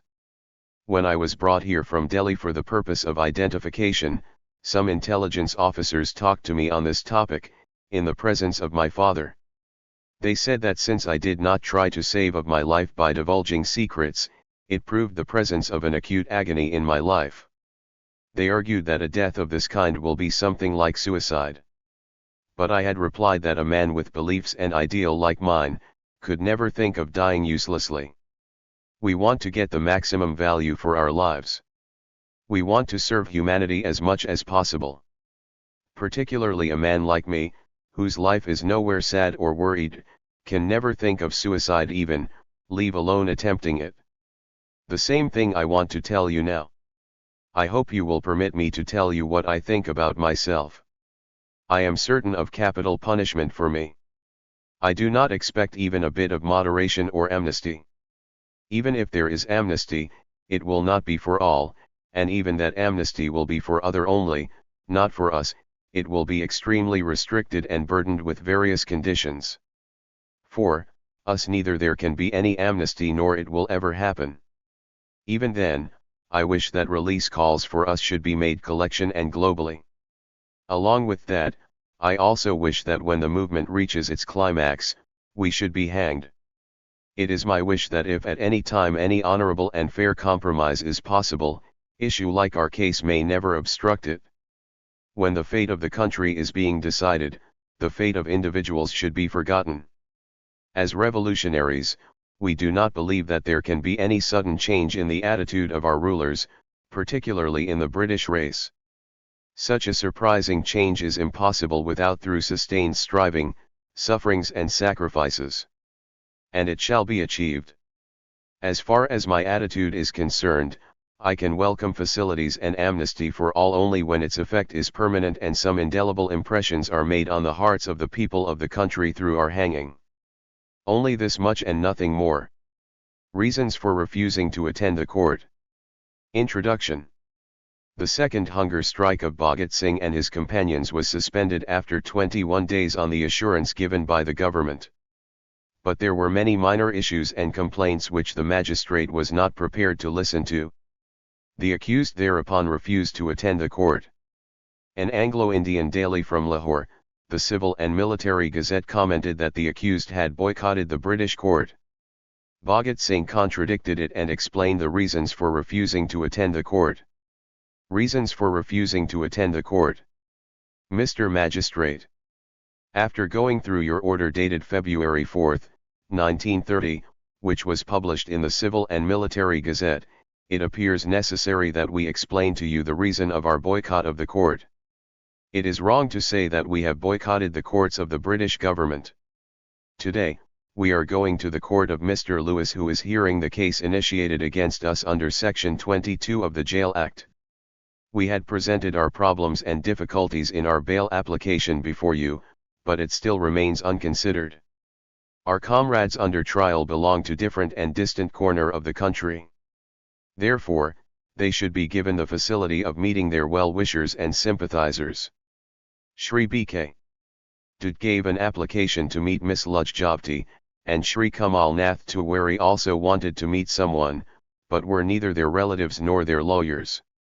Even after securing their authorization, they were not allowed to meet. It is quite clear from this that the under trials are not given the facilities for their defense. Not merely this, Comrade Kranti Kumar, who was doing very useful work for our defense committee and was also providing us with things of daily use, has been imprisoned on a fabricated charge. It has come to our knowledge that when the fabricated charge of bringing bullets in the sauce could not be proved against him, under Section 124A in Gurudaspur, which is distant from Lahore. I myself cannot keep a whole-time lawyer, therefore I wanted that my trusted friends should observe the court proceedings by being present there, but they were denied permission without any explicit reason, and only Lala Amardas, advocate, has been given a seat. We can never like this drama acted in the name of justice, because we do not get any facility or benefit for defending ourselves. One more serious complaint is against non-available of newspapers. Under trial prisoners cannot be treated like convicted prisoners. We should be given at least one newspaper regularly. We want one newspaper also for those who do not know English. Therefore, as a protest, we are returning even the English. Therefore, as a protest, we are returning even the English Daily Tribune. We decided to boycott the court on January 29, 1930, because of these complaints. We will rejoin the proceedings when these inconveniences are removed. Yours. Etc. etc. Telegram on Lenin's death anniversary. Introduction. On January 21, 1930, the accused in the Lahore conspiracy case appeared in the court wearing red scarves.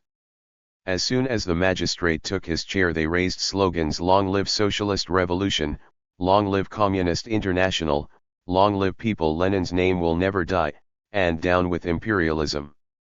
Bhagat Singh then read the text of this telegram in the court and asked the magistrate to send it to the Third International. Telegram on Lenin's death anniversary. On Lenin Day we send hearty greetings to all who are doing something for carrying forward the ideas of the great Lenin.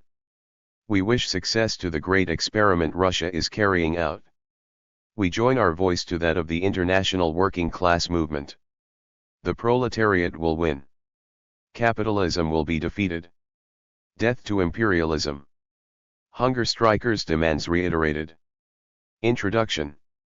The Lahore conspiracy case prisoners had suspended their hunger strike on the assurance that the government of India was considering the jail committee report and that the jail reforms would be punished for participating in the hunger strike. After the hunger strike was suspended, the government, however, resorted to delaying tactics. Disciplinary acting was also taken against hunger strikers in UP and Punjab jails. It was in this connection that Bhagat Singh wrote this letter to the GOI, which was short of a notice cum ultimatum for resuming the hunger strike. Hunger strikers' demands reiterated. The Home Member. The Government of India. Delhi. Through the Special Magistrate. Lahore Conspiracy Case. Lahore. Sir. With reference to our telegram dated January 20, 1930, reading as follows, we have not been given any reply. Home Member Government. Delhi under trials, Lahore conspiracy case and other political prisoners suspended hunger strike on the assurance that the India government was considering provincial jail committees' reports. All government conference over. No action yet taken. As vindictive treatment to political prisoners still continues, we request we be informed within a week. Final government decision. Lahore conspiracy case under trials.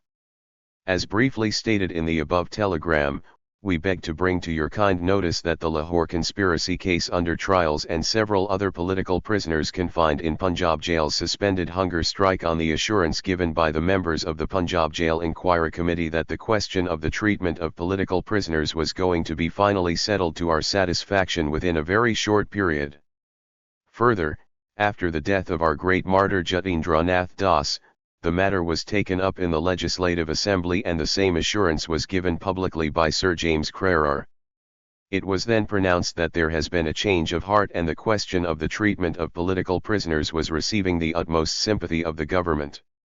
Such political prisoners who were still on hunger strike in jails of the different parts of the country then suspended their hunger strike on the request being made to this effect in an AICC resolution passed in view of the said assurance and the critical condition of some of the prisoners. Since then all the local governments have submitted their reports. A meeting of Inspectors General of prisons of different provinces has been held at Lucknow and the deliberations of the All India Government Conference have been concluded at Delhi. The All India Conference was held in the month of December last. Over not carried into effect any final recommendations. By such dilatory attitude of the government we no less than the general public have begun to fear that perhaps the question has been shelved. Our apprehensions have been strengthened by the vindictive treatment meted out to hunger strikers and other political prisoners during the last 4 months. It is very difficult for us to know the details of the hardships to which the political prisoners are being subjected. Still the little information that has trickled out of the 4 walls of the jails insufficient to furnish us with glaring instances. We give below a few such instances which we cannot but feel, are not in conformity with the government assurance. SJBK. Banerjee, undergoing 5 years imprisonment in connection with Dakshineshwar bomb case in Lahore Central Jail, joined the hunger strike last year.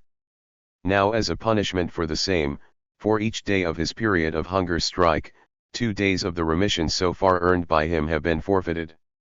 Under usual circumstances his release was due in December last, but it will be delayed by full 4 months.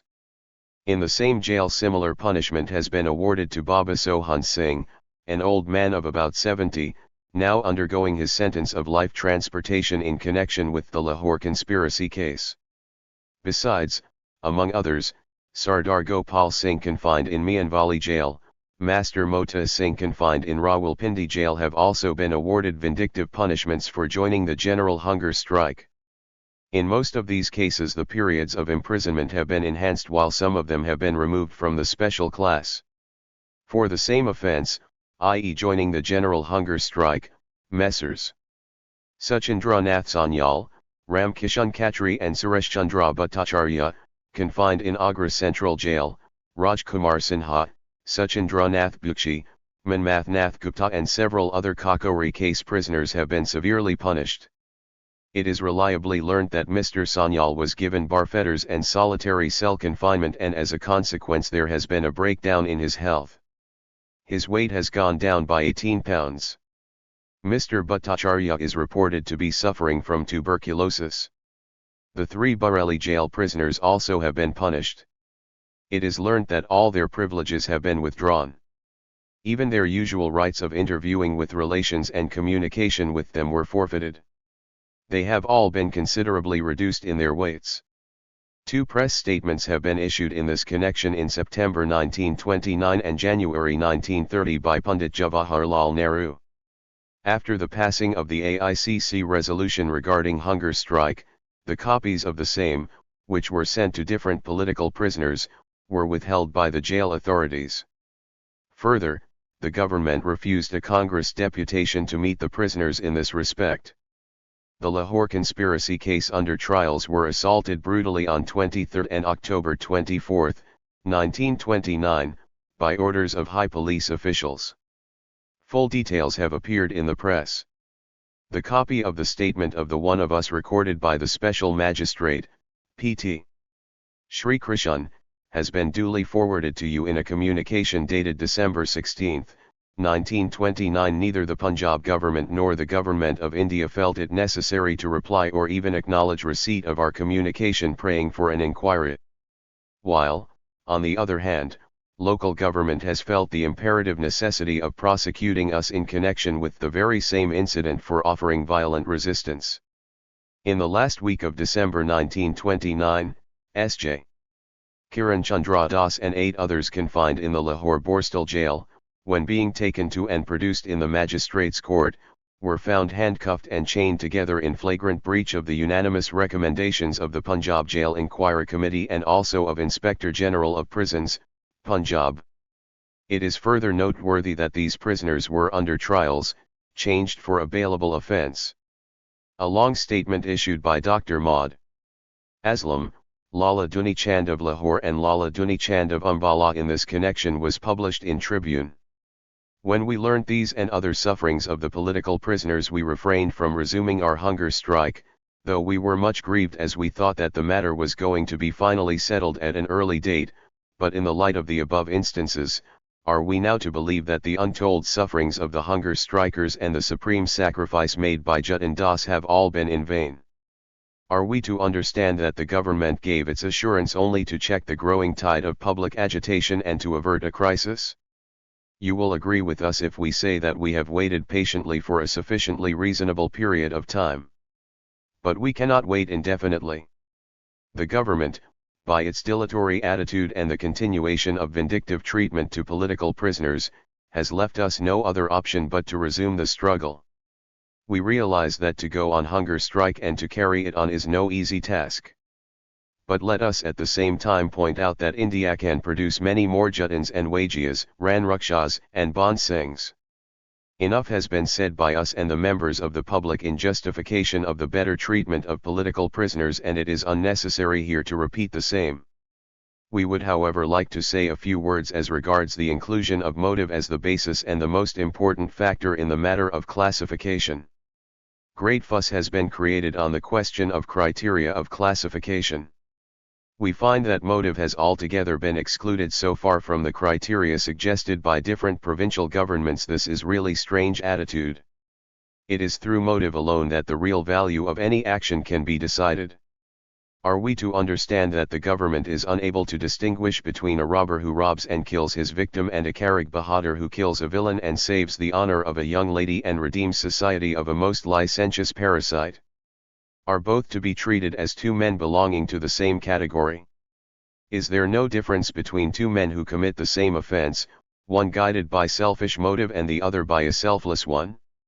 Similarly, is there no difference between a common murderer and a political worker, even if the latter resorts to violence? Does not his selflessness elevate his place from amongst those of ordinary criminals?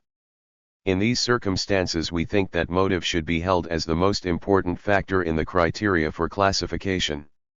Last year, in the beginning of our hunger strike, when public leaders including Dr. Gopi Chand and Lala Duni Chand of Ambala, the last named being one of the signatories to the Punjab Jail Inquiry Committee report, approached us to discuss the same thing, and when they told us that the government considered to treat the political prisoners convicted of offences of violent nature as special class prisoners, then by way of compromise we agreed to the proposal to the extent of excluding those actually charged with murder. But, later on, the discussion took a different turn and the communiqué containing the terms of reference for the Punjab Jail Inquiry Committee was so worded that the question of motive seemed to be altogether excluded, and the classification was based on two things: nature of offense, and social status of offender. These criteria, instead of solving the problem, made it all the more complicated. We could understand two classes amongst the political prisoners, those charged for non-violent offences and those charged for violent offences. But then creeps in the question of social status in the report of the Punjab Jail Inquiry Committee. As Chaudhry Afzal Haq has pointed out, and rightly too, in his note of dissent to this report, what will be the fate of those political workers who have been reduced to paupers' conditions due to their honorary services in the cause of freedom? Are they to be left at the mercy of a magistrate who will away try to prove the bona fide of his loyalty by classifying everyone as an ordinary convict? Or, is it expected that a non-cooperator will stretch his hand before the people against whom he is fighting as an opponent, begging for better treatment in jail? Is this the way of removing the causes of dissatisfaction, or rather intensifying them? It might be argued that people living in property outside the jails should not expect luxuries inside the prison when they are detained for the purpose of punishment. But, are the reforms that are demanded, of a nature of luxury? Are they not the bare necessities of life, according to the most moderate standard of living? In spite of all the facilities that can possibly be demanded, jail will ever remain a jail. The prison in itself does not contain and can never contain any magnetic power to attract the people from outside. Nobody will commit offenses simply to come to jail. Moreover, may we venture to say that it is a very poor argument on the part of any government to say that its citizens have been driven to such extreme destitution that their standard of living has fallen even lower than that of jails? Does not such an argument cut at the very root of that government's right of existence? Anyhow, we are not concerned with that at present.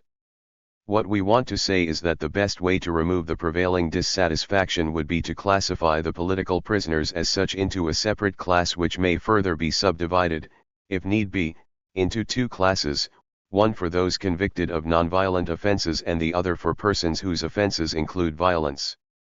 In that case motive will become one of the deciding factors. To say that motive cannot be ascertained in political cases is hypocritical assertion. What is it that today informs the jail authorities to deprive the political even of the ordinary privileges?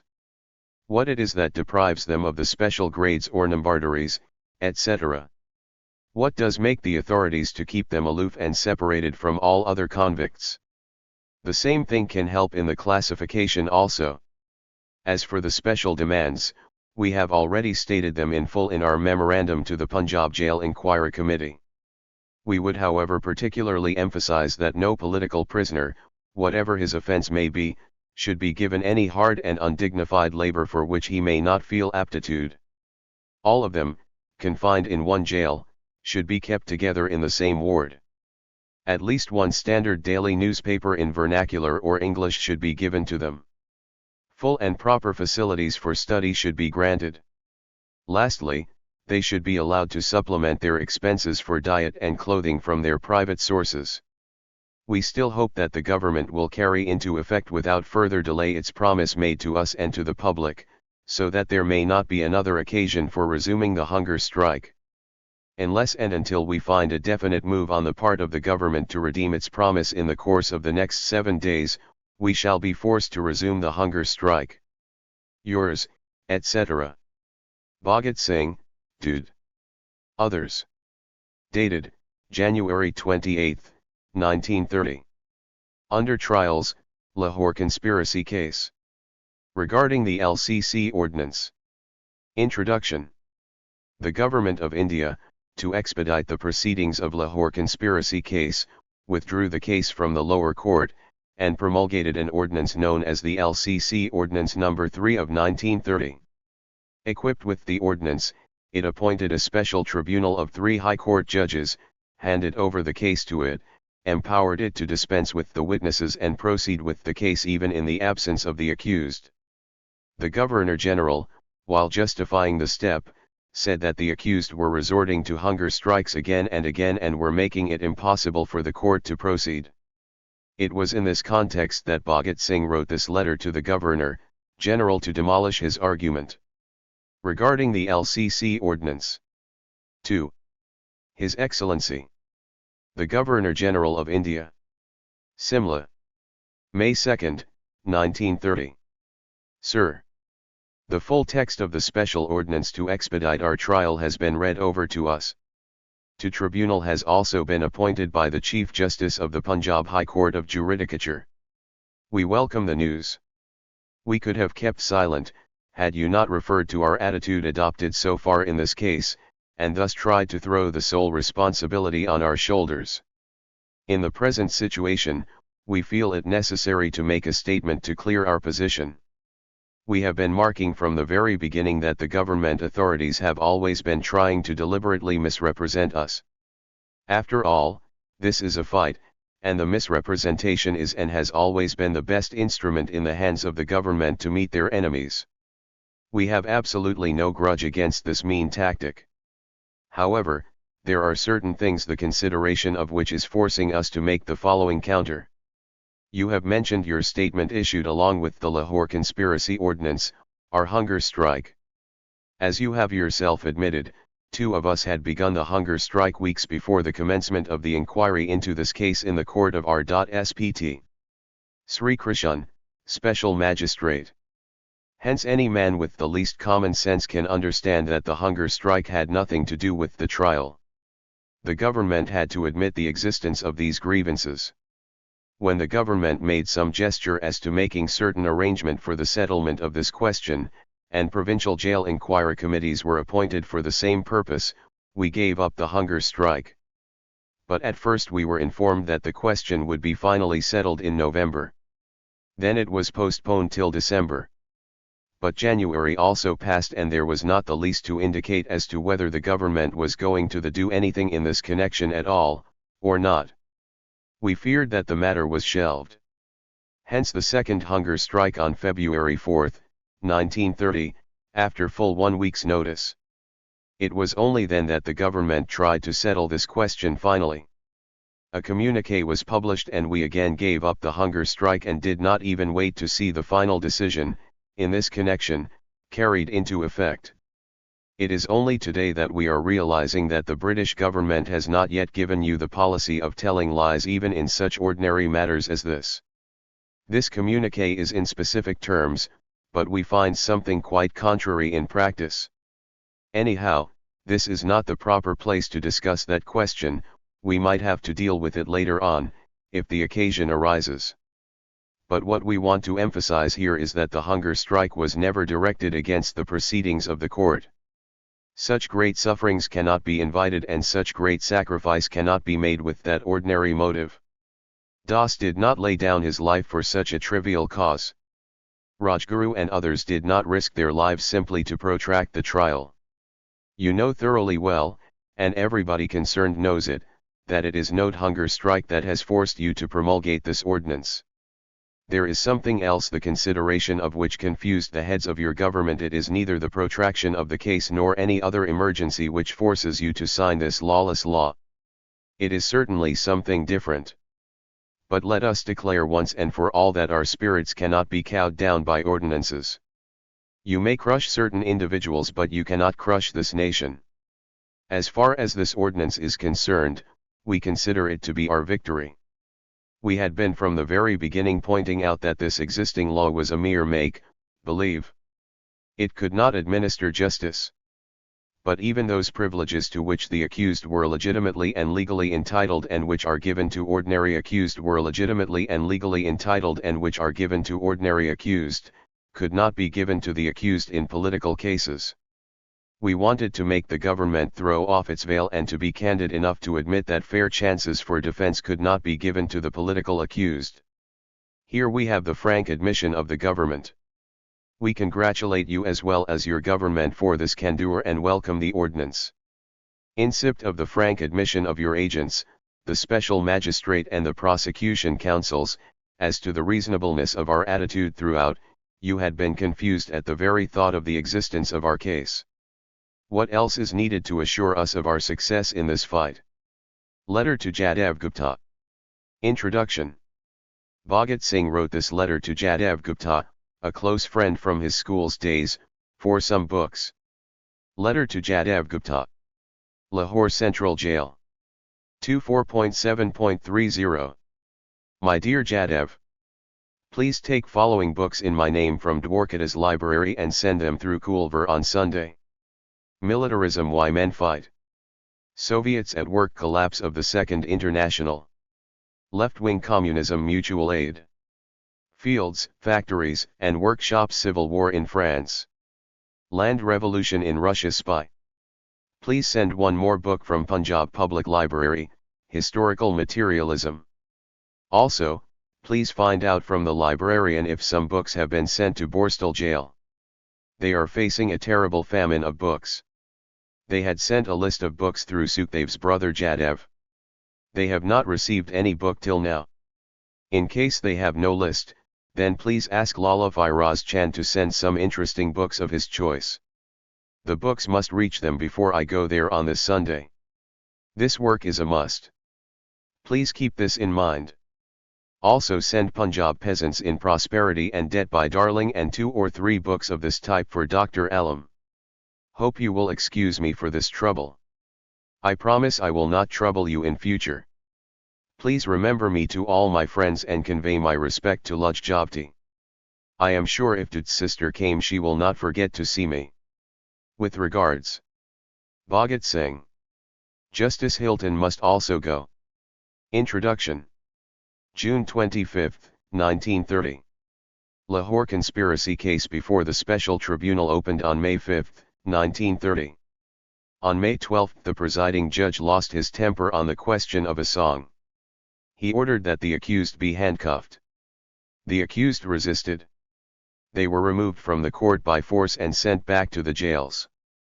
The accused boycotted the court from the next day onward and demanded that the presiding judge must apologize, or he should be removed. On June 21 the presiding judge was removed, but along with him the government removed Justice Aga Haider also, who was the next senior judge and was sympathetic towards the accused. On June 23 the accused went to the court to find Justice Hilton, who was a party to the order, presiding over the tribunal. The accused objected to it and demanded that either Justice Hilton should dissociate himself from the order or he should apologize, failing which he should also be removed from the tribunal. It was in this context that Bhagat Singh wrote this letter. Justice Hilton must also go. 2. The Commissioner. The Special Tribunal. Lahore conspiracy case. Lahore. Sir. Whereas 2 judges of the tribunal have withdrawn or have been made to withdraw themselves from the tribunal and 2 new judges have been appointed in their place, we feel that a statement is very necessary on our part to explain our position clearly so that no misunderstanding may be possible. It was on May 12, 1930, that an order was passed by Mr. Justice Coldstream, the then President, to handcuff us in asking the court to inform us as to the cause of this sudden and extraordinary order was not thought worth consideration. The police handcuffed us forcibly and removed us back to jail. One of the 3 judges, Mr. Aga Haider, on the following day, dissociated himself with that order of the President. Since that day we have not been attending court. Our condition on which we were prepared to attend court was laid before the tribunal on the next day, namely that either the President should apologize or he should be replaced. By this we never meant that a judge who was a party to that order should take the place of the President. For more than 5 weeks no heed was paid to the grievances of the accused. According to the present formation of the tribunal, both the President and the other judge who had dissociated himself from the order of the President, have been replaced by 2 new judges. Thus the judge who was a party to that order, as the President gave the order on behalf of the majority, has now been appointed the President of the tribunal. In these circumstances we want to emphasize one thing, that we had absolutely no grudge against the person of Mr. Justice Coldstream. We had protested against the order passed by the President on behalf of the majority and the subsequent maltreatment meted out to us. We have every respect for Mr. Justice Coldstream and Mr. Justice Hilton that should be expected from man to man. And as our protest was against a certain order, we wanted the President to apologize, which meant apology by the President on behalf of the tribunal who was responsible for that order. By the removal of the President the position is not changed because Mr. Justice Hilton, who was a party to the order, is presiding in place. Position has added an insult to injury. Yours, etc. Bhagat Singh, B.K. Dude. June 25, 1930. Letter to Father. Introduction. Sardar Kishan Singh, father of Bhagat Singh, made a written request to the Tribunal of Lahore conspiracy case, saying that there were many facts to prove that his son was innocent and that he had nothing to do with Saunders' murder. He also requested that his son be given an opportunity to prove his innocence. When Bhagat Singh came to know of it he was very angry, and wrote this strong letter to his father, protesting against his move. Letter to Father. October 4, 1930. My dear father, I was astounded to learn that you had submitted a petition to the members of the special tribunal in connection with my defense. This intelligence proved to be too severe a blow to be borne with equanimity. It has upset the whole equilibrium of my mind.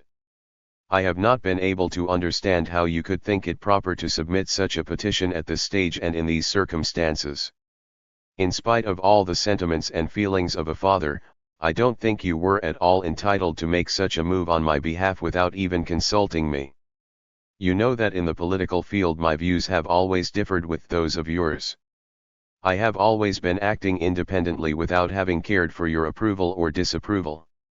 I hope you can recall to yourself that since the very beginning you have been trying to convince me to fight my case very seriously and to defend myself properly.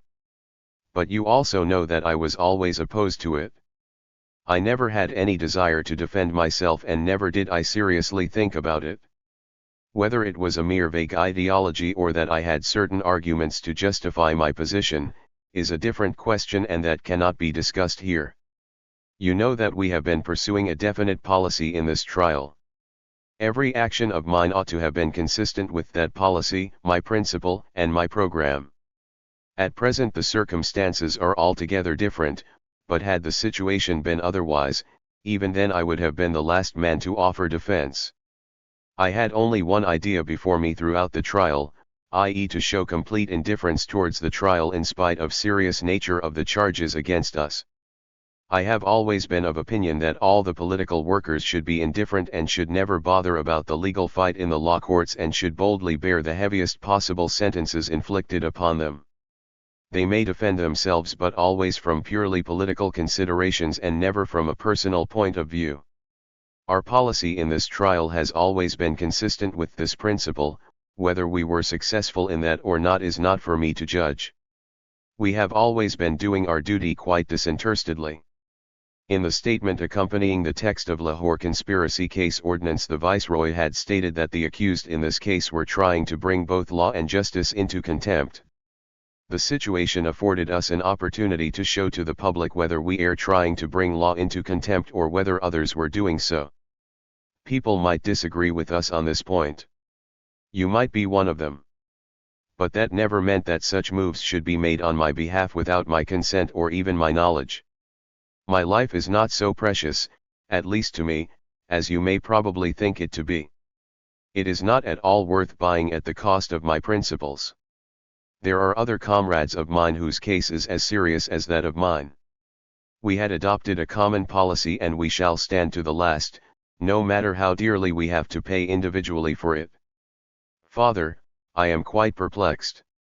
I fear I might overlook the ordinary principle of etiquette and my language may become a little but harsh while criticizing or rather censoring this move on your part. Let me be candid. I feel as though I have been stabbed at the back. Had any other person done it, I would have considered it to be nothing short of treachery. But in your case, let me say that it has been a weakness of the worst type. This was the time where everybody's mettle was being tested. Let me say, Father, you have failed. I know you are as sincere a patriot as one can be. I know you are as sincere a patriot as one can be. I know you have devoted your life to the cause of Indian independence, but why, at this moment, have you displayed such a weakness? I cannot understand. In the end, I would like to inform you and my other friends and all the people interested in my case, that I have not approved of your move. I am still not at all in favor of offering any defense. Even if the court had accepted that petition submitted by some of my co-accused regarding defense, etc., I would have not defended myself. My applications submitted to the tribunal regarding my interview during the hunger strike, were misinterpreted and it was published in the press that I was going to offer defense, though in reality I was never willing to offer any defense. I still hold the same opinion as before. My friends in the Borstal jail will be taking it as a treachery and betrayal on my part. I shall not even get an opportunity to clear my position before them. I want that public should know all the details about this complication, and, therefore, I request you to publish this letter. Your loving son, Bhagat Singh. Why I am an atheist? Why I am an atheist? A new question has cropped up. Is it due to vanity that I do not believe in the existence of an omnipotent, omnipresent, and omniscient God? I had never imagined that I would ever have to confront such a question. But conversation with some friends has given me a hint that certain of my friends, if I am not claiming too much in thinking them to be so, are inclined to conclude from the brief contact they have had with me, that it was too much on my part to deny the existence of God, and that there was a certain amount of vanity that actuated my disbelief. Well, the problem is a serious one. I do not boast to be quite above these human traits. I am a man and nothing more. None can claim to be more. I also have this weakness in me. Vanity does form a part of my nature. Amongst my comrades I was called an autocrat. Even my friend Mr. B.K. Dude sometimes called me so. On certain occasions I was decried as a despot. Some friends do complain, and very seriously too, that I involuntarily thrust my opinions upon others and get my proposals accepted. That this is true up to a certain extent, I do not deny. This may amount to egotism. There is vanity in me in as much as our cult, as opposed to other popular creeds, is concerned. But that is not personal. It may be, it is only legitimate pride in our cult and does not amount to vanity. Vanity, or to be more precise, ahankar, is the excess of undue pride in oneself. Whether it is such an undue pride that has led me to atheism, or whether it is after very careful study of the subject and after much consideration that I have come to disbelieve in God, is a question that I intend to discuss here. Let me first make it clear that egotism and vanity are two different things. In the first place, I have altogether failed to comprehend as to how undue pride or vaingloriousness could ever stand in the way of a man in believing in God. I can refuse to recognize the greatness of a really great man provided I have also achieved a certain amount of popularity without deserving it, or without having possessed the qualities really essential or indispensable for the same purpose. That much is conceivable. But in what way can a man believing in God cease believing due to his personal vanity? There are only two ways. The man should either begin to think himself a rival of God, or he may begin to believe himself to be God. In neither case can he become a genuine atheist. In the first case he does not even deny the existence of his rival. In the second case as well he admits the existence of a conscious being behind the screen guiding all the movements of nature. It is of no importance to us whether he thinks himself to be that supreme being, or whether he thinks the supreme conscious being to be somebody apart from himself. The fundamental is there. His belief is there. He is by no means an atheist. Well, here I neither belong to the first category nor to the second. I deny the very existence of that almighty supreme being. Why I deny it shall be dealt with later on. Here I want to clear one thing, that it is not vanity that has actuated me to adopt the doctrines of atheism. I am neither a rival nor an incarnation nor the Supreme Being himself. One point is decided, that it is not vanity that has led me to this mode of thinking. Let me examine the facts to disprove this allegation. According to these friends of mine, I have grown vainglorious, perhaps due to the undue popularity gained during the trials, both Delhi bomb and Lahore conspiracy cases. Well, let us see if their premises are correct. My atheism is not of so recent origin. I had stopped believing in God when I was an obscure young man, of whose existence my above-mentioned friends were not even aware.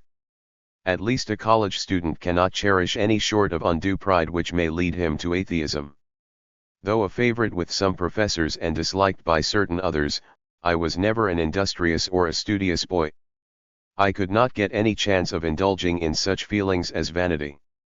I was rather a boy with a very shy nature, who had certain pessimistic dispositions about the future career. And in those days, I was not a perfect atheist. My grandfather, under whose influence I was brought up, is an orthodox Arya-Samajist. An Arya-Samajist is anything but an atheist. After finishing my primary education, I joined the Dav School of Lahore and stayed in its boarding house for full 1 year. There, Apart from morning and evening prayers, I used to recite Gayatri mantra for hours and hours. I was a perfect devotee in those days. Later on I began to live with my father. He is a liberal in as much as the orthodoxy of religions is concerned. It was through his teachings that I aspired to devote my life to the cause of freedom. But he is not an atheist. He is a firm believer. He used to encourage me for offering prayers daily. So, this is how I was brought up. In the non-cooperation days I joined the National College.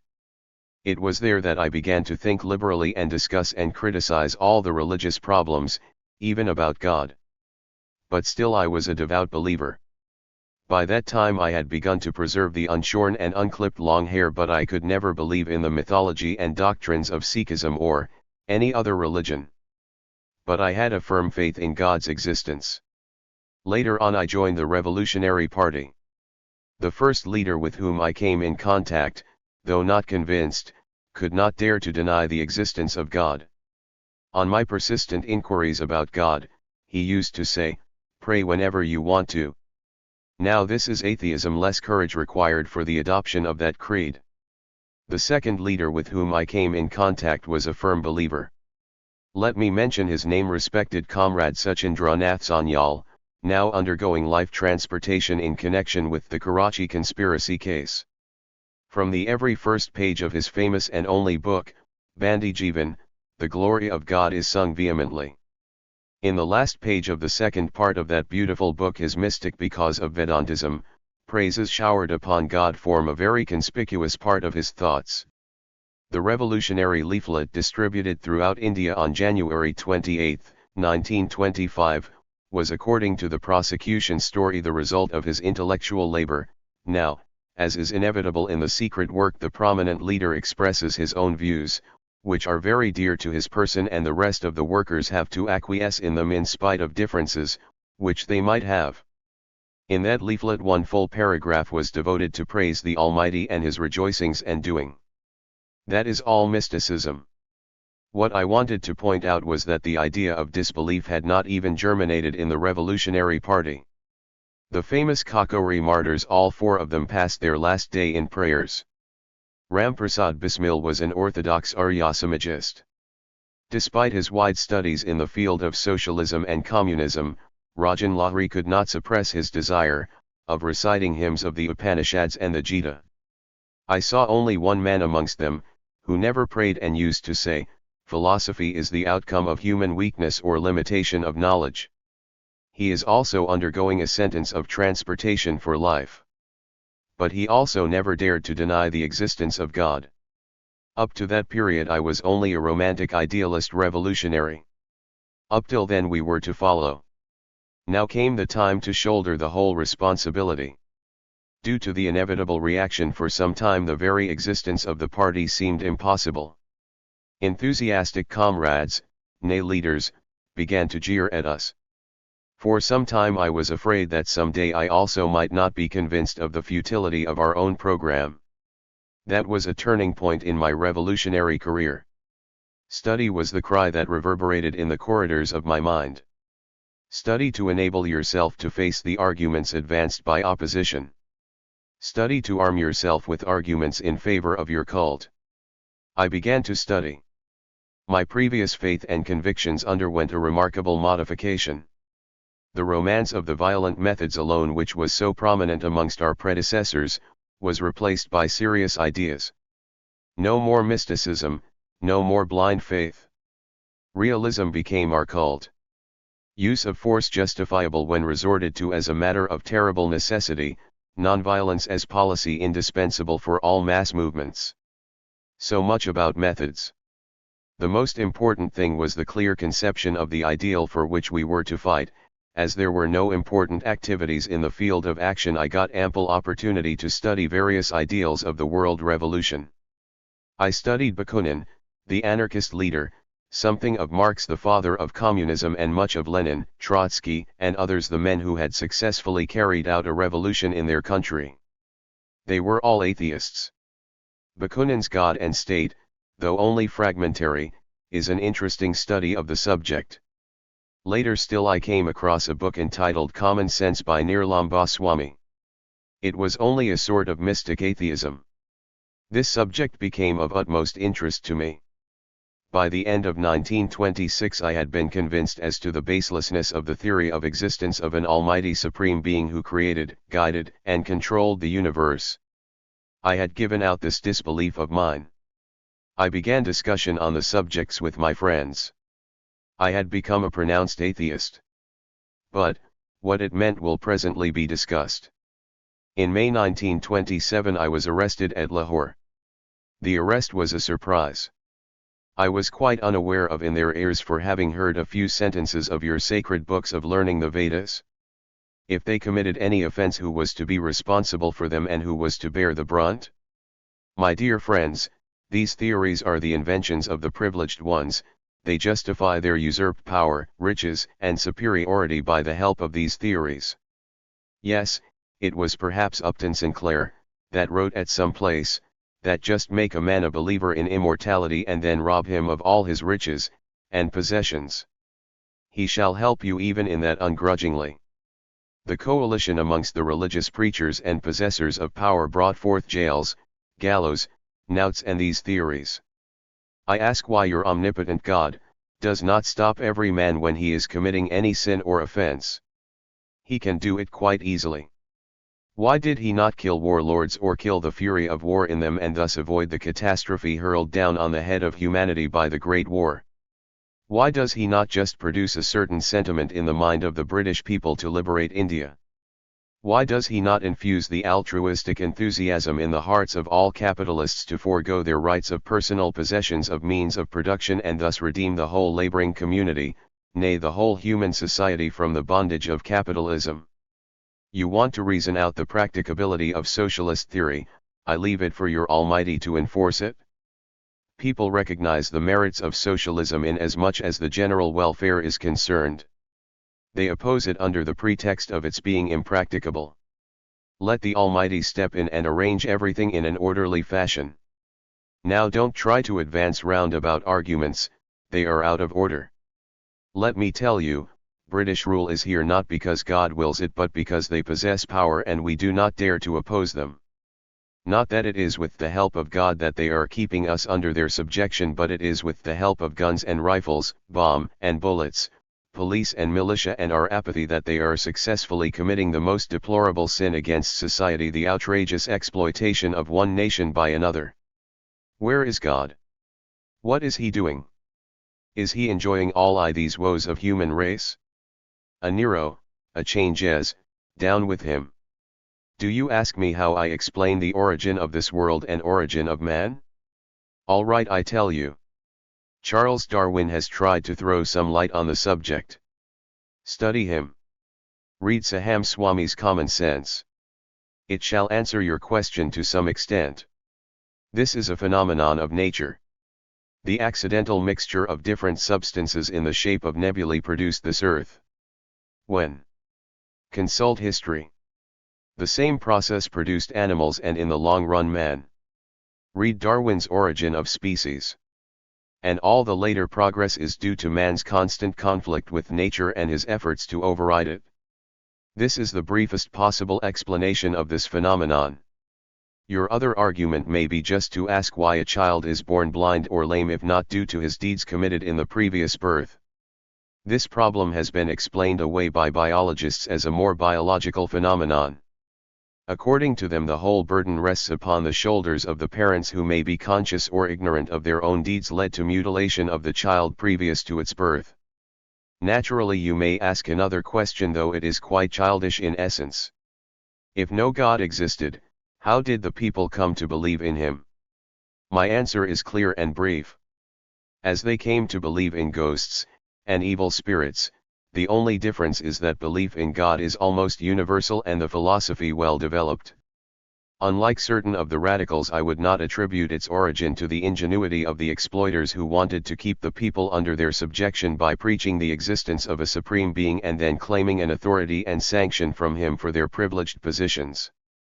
though I do not differ with them on the essential point that all faiths, religions, creeds, and such other institutions became in turn the mere supporters of the tyrannical and exploiting institutions, men and classes.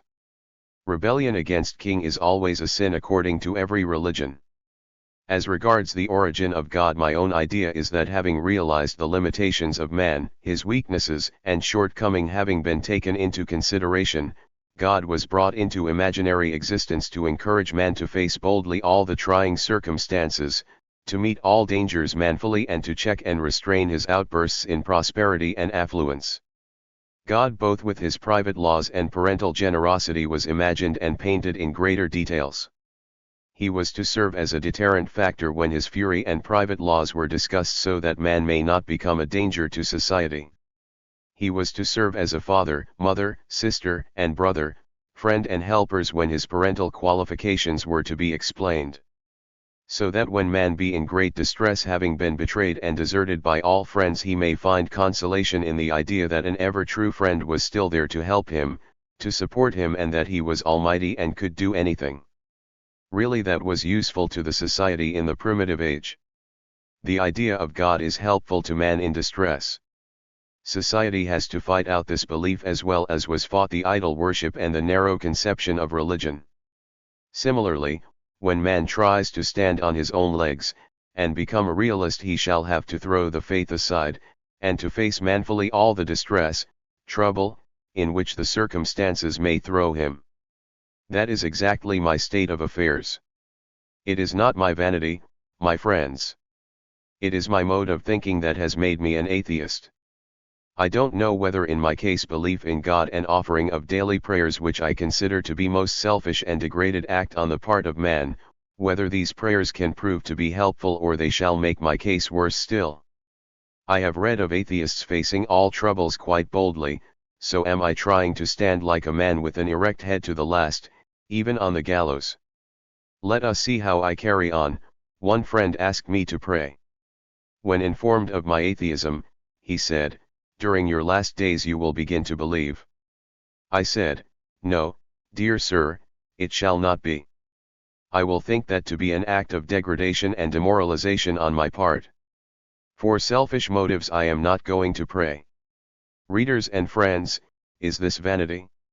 If it is, I stand for it. Letter to B.K. Dude. Letter to B.K. Dude. Central Jail. November, 1930. Dear brother. The judgment has been delivered. I am condemned to death. In these cells, besides myself, there are many others prisoners who are waiting to be hanged.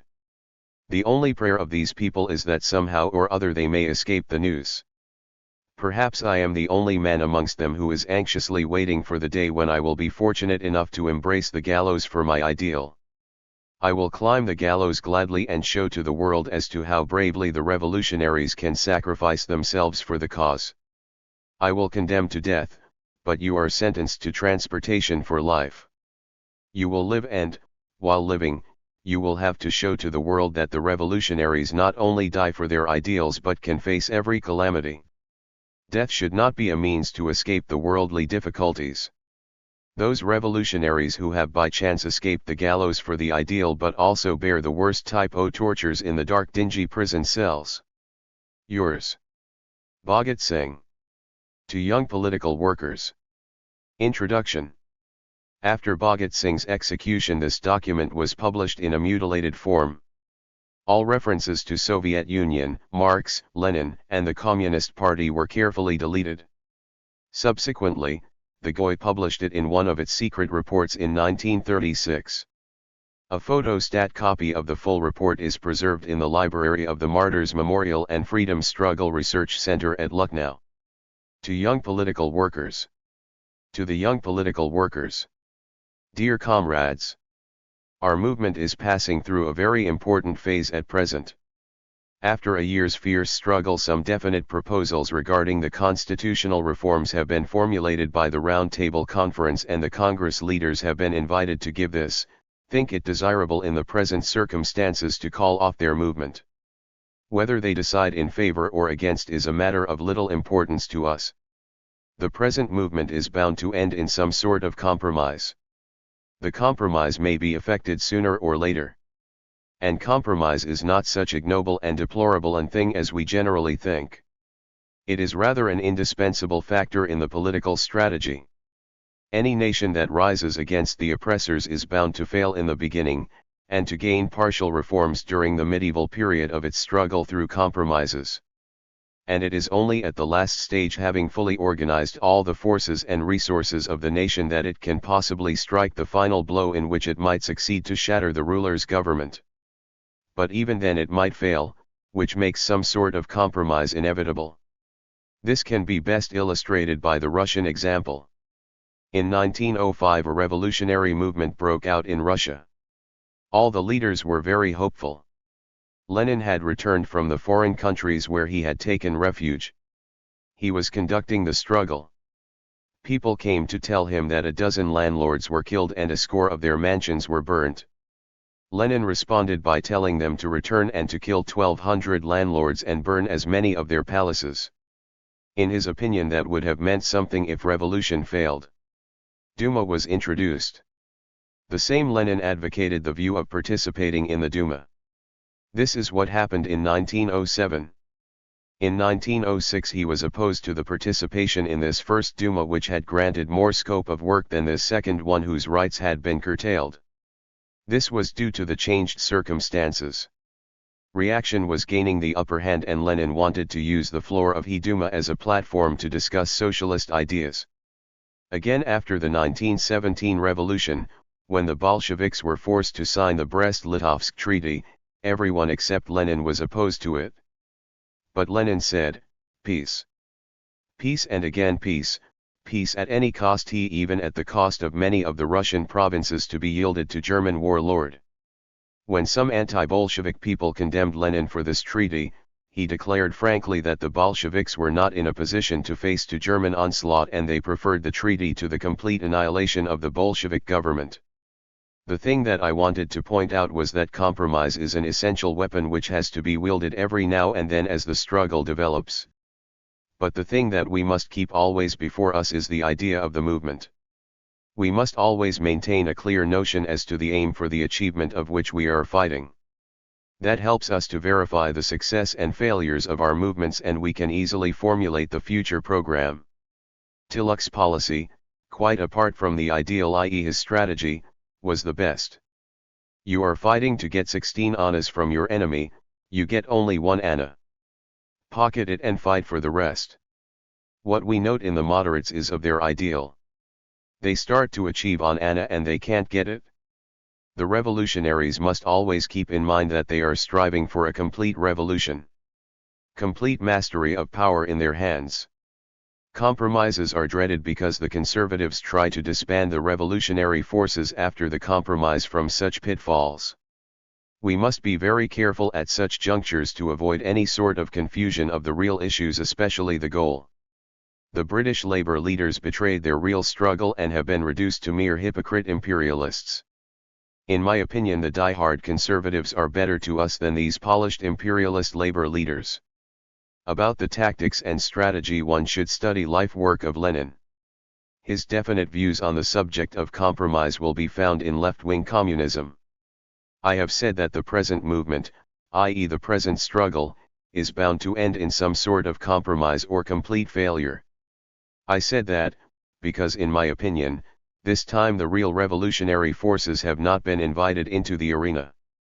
This is a struggle dependent upon the middle-class shopkeepers and a few capitalists. Both these, and particularly the latter, can never dare to risk its property or possessions in any struggle. The real revolutionary armies are in the villages and in factories, the peasantry and the laborers. But our bourgeois leaders do not and cannot dare to tackle them. The sleeping lion, once awakened from its slumber, shall become irresistible even after the achievement of what our leaders aim at. After his first experience with the Ahmadabad laborers in 1920, Mahatma Gandhi declared, "We must not tamper with the laborers. It is dangerous to make political use of the factory proletariat." Since then, they never dared to approach them. There remains the peasantry. The Bardoli Resolution of 1922 clearly denies the horror the leaders felt when they saw the gigantic peasant class rising to shake off not only the domination of an alien nation but also the yoke of the landlords. It is there that our leaders prefer a surrender to the British than to the peasantry. Leave alone Pt. Jawaharlal. Can you point out any effort to organize the peasants or the laborers? No, they will not run the risk. There they lack. That is why I say they never meant a complete revolution. Through economic and administrative pressure they hope to get a few more reforms, a few more concessions for the Indian capitalists. That is why I say that this movement is doomed to die, maybe after some sort of compromise or even without. They young workers who in all sincerity raise the cry "Long live revolution," are not well organized and strong enough to carry the movement themselves. As a matter of fact, even our great leaders, with the exception of perhaps P.T. Motilal Nehru, do not dare to take any responsibility on their shoulders. That is why every now and then they surrender unconditionally before Gandhi. In spite of their differences, they never oppose him seriously and the resolutions have to be carried for the Mahatma. In these circumstances, let me warn the sincere young workers who seriously mean a revolution, that harder times are coming. Let them beware lest they should get confused or disheartened. After the experience made through 2 struggles of the great Gandhi, we are in a better position to form a clear idea of our present position and the future program. Now allow me to state the case in the simplest manner. You cry "Long live revolution." Let me assume that you really mean it. According to our definition of the term, as stated in our statement in the Assembly bomb case, revolution means the complete overthrow of the existing social order and its replacement with the socialist order. For that purpose our immediate aim is the achievement of power. As a matter of fact, the state, the government machinery is just a weapon in the hands of the ruling class to further and safeguard its interest. We want to snatch and handle it to utilize it for the consummation of our ideal, i.e., social reconstruction on new, i.e., Marxist, basis. For this purpose we are fighting to handle the government machinery. All along we have to educate the masses and to create a favorable atmosphere for our social program. In the struggles we can best train and educate them. With these things clear before us, i.e., our immediate and ultimate object having been clearly put, we can now proceed with the examination of the present situation. We must always be very candid and quite businesslike while analyzing any situation. We know that since a hue and cry was raised about the Indians' participation in and share in the responsibility of the Indian government, the Minto-Morley reforms were introduced, which formed the Viceroy's Council with consultation rights only. During the Great War, when the Indian help was needed the most, promises about self-government were made and the existing reforms were introduced. Limited legislative powers have been entrusted to the Assembly but subject to the goodwill of the Viceroy. Now is the third stage. Now reforms are being discussed and are to be introduced in the near future. How can our young men judge them? This is a question. I do not know by what standard are the Congress leaders going to judge them. But for us, the revolutionaries, we can have the following criteria. 1. Extent of responsibility transferred to the shoulders of the Indians. 2. From of the government institutions that are going to be introduced and the extent of the right of participation given to the masses. 3. Future prospects and the safeguards. These might require a little further elucidation. In the first place, we can easily judge the extent of responsibility given to our people by the control our representatives will have on the executive. Up till now, the executive was never made responsible to the Legislative Assembly and the Viceroy had the veto power, which rendered all the efforts of the elected members futile. Thanks to the efforts of the Swaraj Party, the Viceroy was forced every now and then to use these extraordinary powers to shamelessly trample the solemn decisions of the national representatives underfoot. It is already too well known to need further discussion. Now in the first place we must see the method of the executive formation, whether the executive is to be elected by the members of a popular assembly or is to be imposed from above as before, and further, whether it shall be responsible to the House or shall absolutely affront it as in the past. As regards the second item, we can judge it through the scope of franchise. The property qualifications making a man eligible to vote should be altogether abolished and universal suffrage be introduced instead. Every adult, both male and female, should have the right to vote. At present we can simply see how far the franchise has been extended. I may here make a mention about provincial autonomy. But from whatever I have heard, I can only say that the governor imposed from above, equipped with extraordinary powers, higher and above the legislative, shall prove to be no less than a despot. Let us better call it the provincial tyranny instead of autonomy. This is a strange type of democratization of the state institutions. The third item is quite clear. During the last 2 years the British politicians have been trying to undo Montagu's promise for another dole of reforms to be bestowed every 10 years till the British Treasury exhausts. We can see what they have decided about the future. Let me make it clear that we do not analyze these things to rejoice over the achievement, but to form a clear idea about our situation, so that we may enlighten the masses and prepare them for further struggle. For us, compromise never means surrender, but a step forward and some rest. That is all and nothing else. Having discussed the present situation, let us proceed to discuss the future program and the line of action we ought to adopt. As I have already stated, for any revolutionary party a definite program is very essential.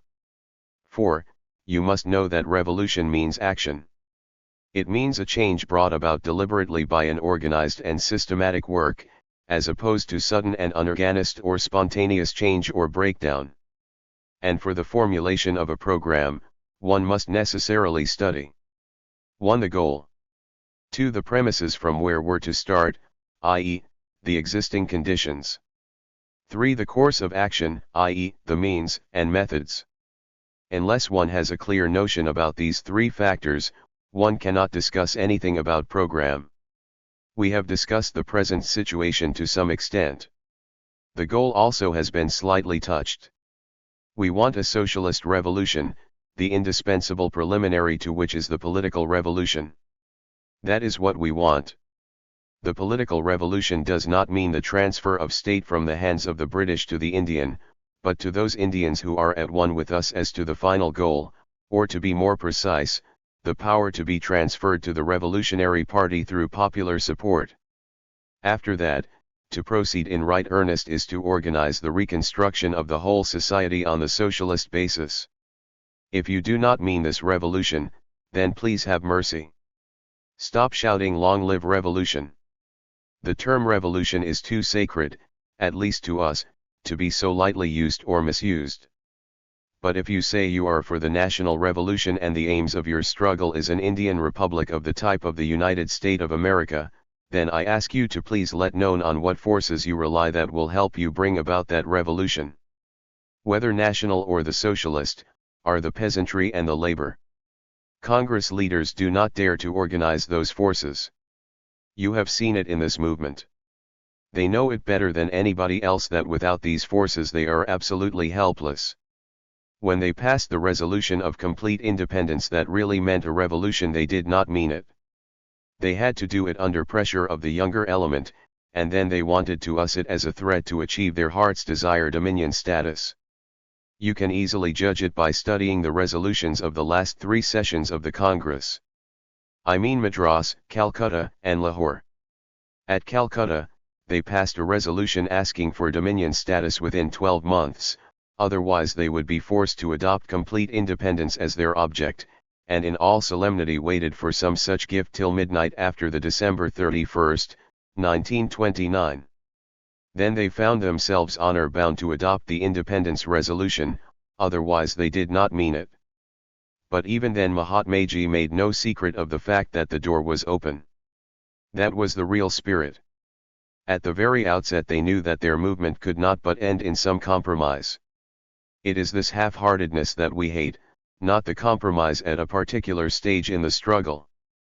Anyway, we were discussing the forces on which you can depend for a revolution. But if you say that you will approach the peasants and laborers to enlist their active support, let me tell you that they are not going to be fooled by any sentimental talk.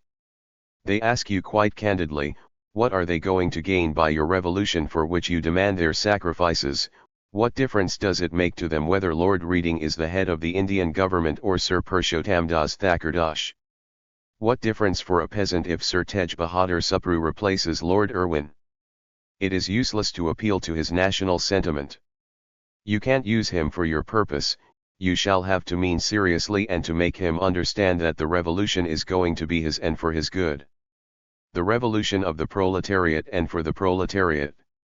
When you have formulated this clear-cut idea about your goals, you can proceed in right earnest to organize your forces for such an action. Now there are two different phases through which you shall have to pass. First, the preparation, second, the action. After the present movement ends, you will find disgust and some disappointment amongst the sincere revolutionary workers. But you need not worry. Leave sentimentalism aside. Be prepared to face the facts. Revolution is a very difficult task. It is beyond the power of any man to make a revolution. Neither can it be brought about on any appointed date. Can it be brought about on an appointed date? It is brought about by special environments, social and economic. The function of an organized party is to utilize in such opportunity offered by these circumstances.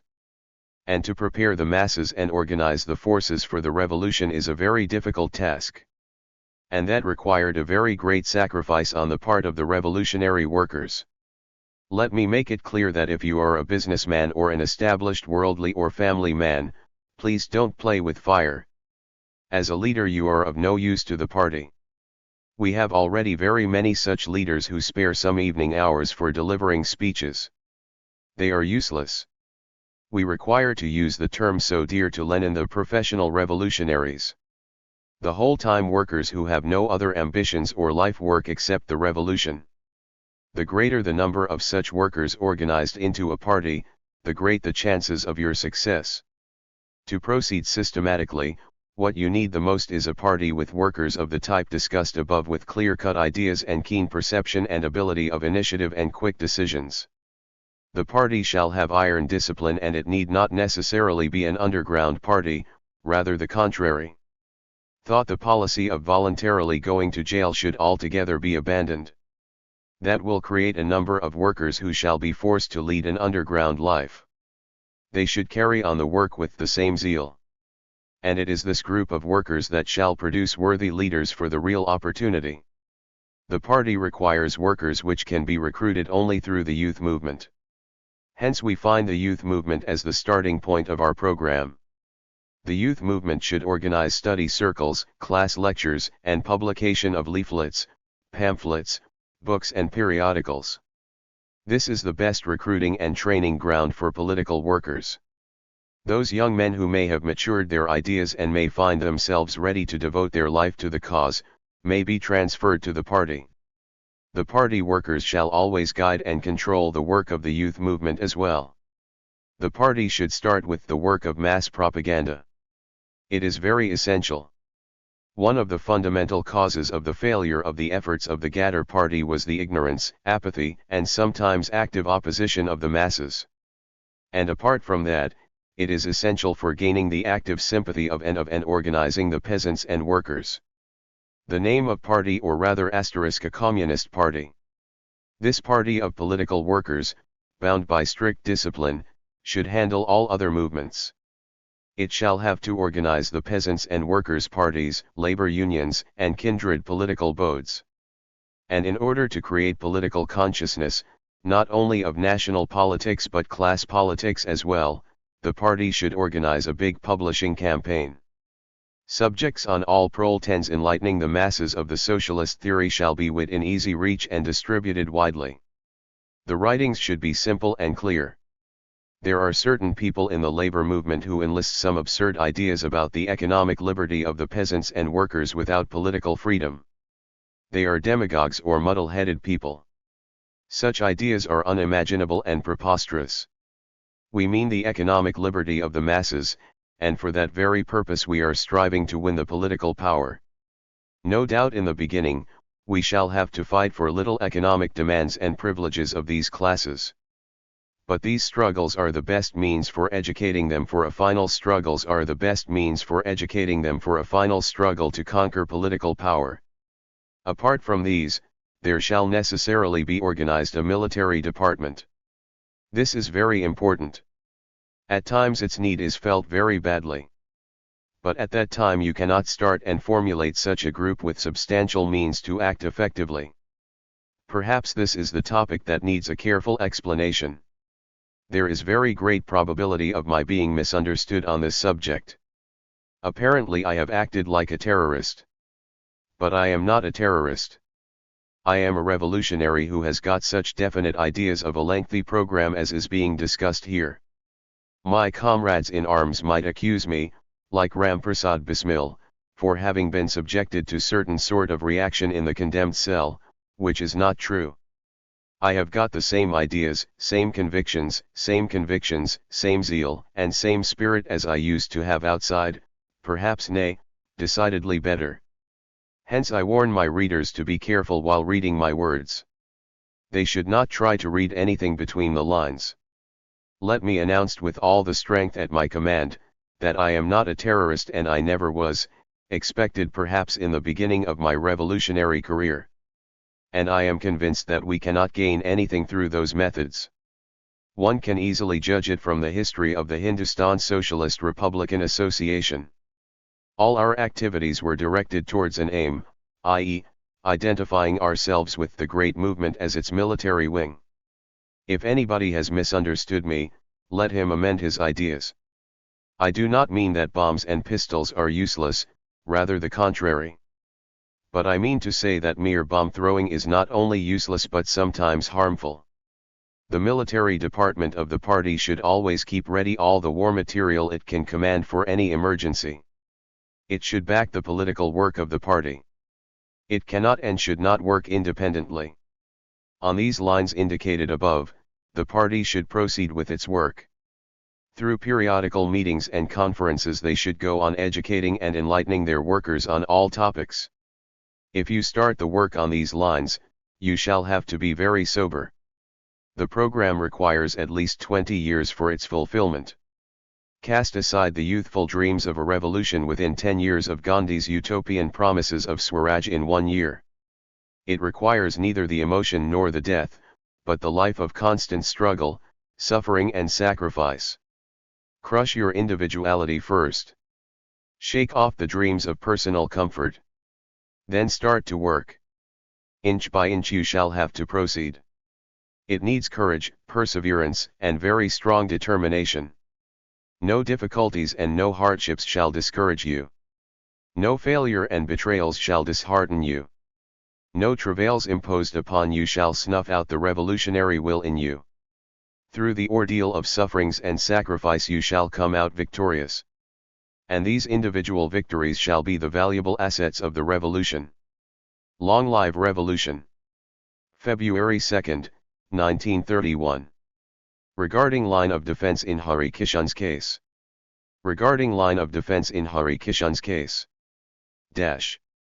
I am very sorry to note that my last letter in this connection did not reach its destination at the proper time and therefore could be of no use, or failed to serve the purpose for which it was written. Hence, I write this letter to let you know my views on the question of defense in the political cases in general and the revolutionary cases in particular. Apart from certain points already discussed in that letter, it shall serve another purpose too, i.e. it shall be a documentary proof that I am not becoming wise after the event. Anyhow, I wrote in that letter that the plea that the lawyer was suggestion to offer defense, should not be adopted. But it has been done in spite of your, and mine, opposition. Nevertheless, we can now discuss the matter in a better light and can formulate definite ideas about the future policy regarding defense. You know that I have never been in favor of defending all the political accused. But this does not imply that the beauty of the real struggle should be altogether spoiled. When I say that all the politicals should always defend themselves, I say it with certain reservations. It can be cleared by just one explanation. A man does an act with a certain end in view. After his arrest, the political significance of the action should not be diminished. The perpetrator should not become more important than the action itself. Let us further elucidate it with the help of the illustration. Mr. Hari Kishan came to shoot the governor.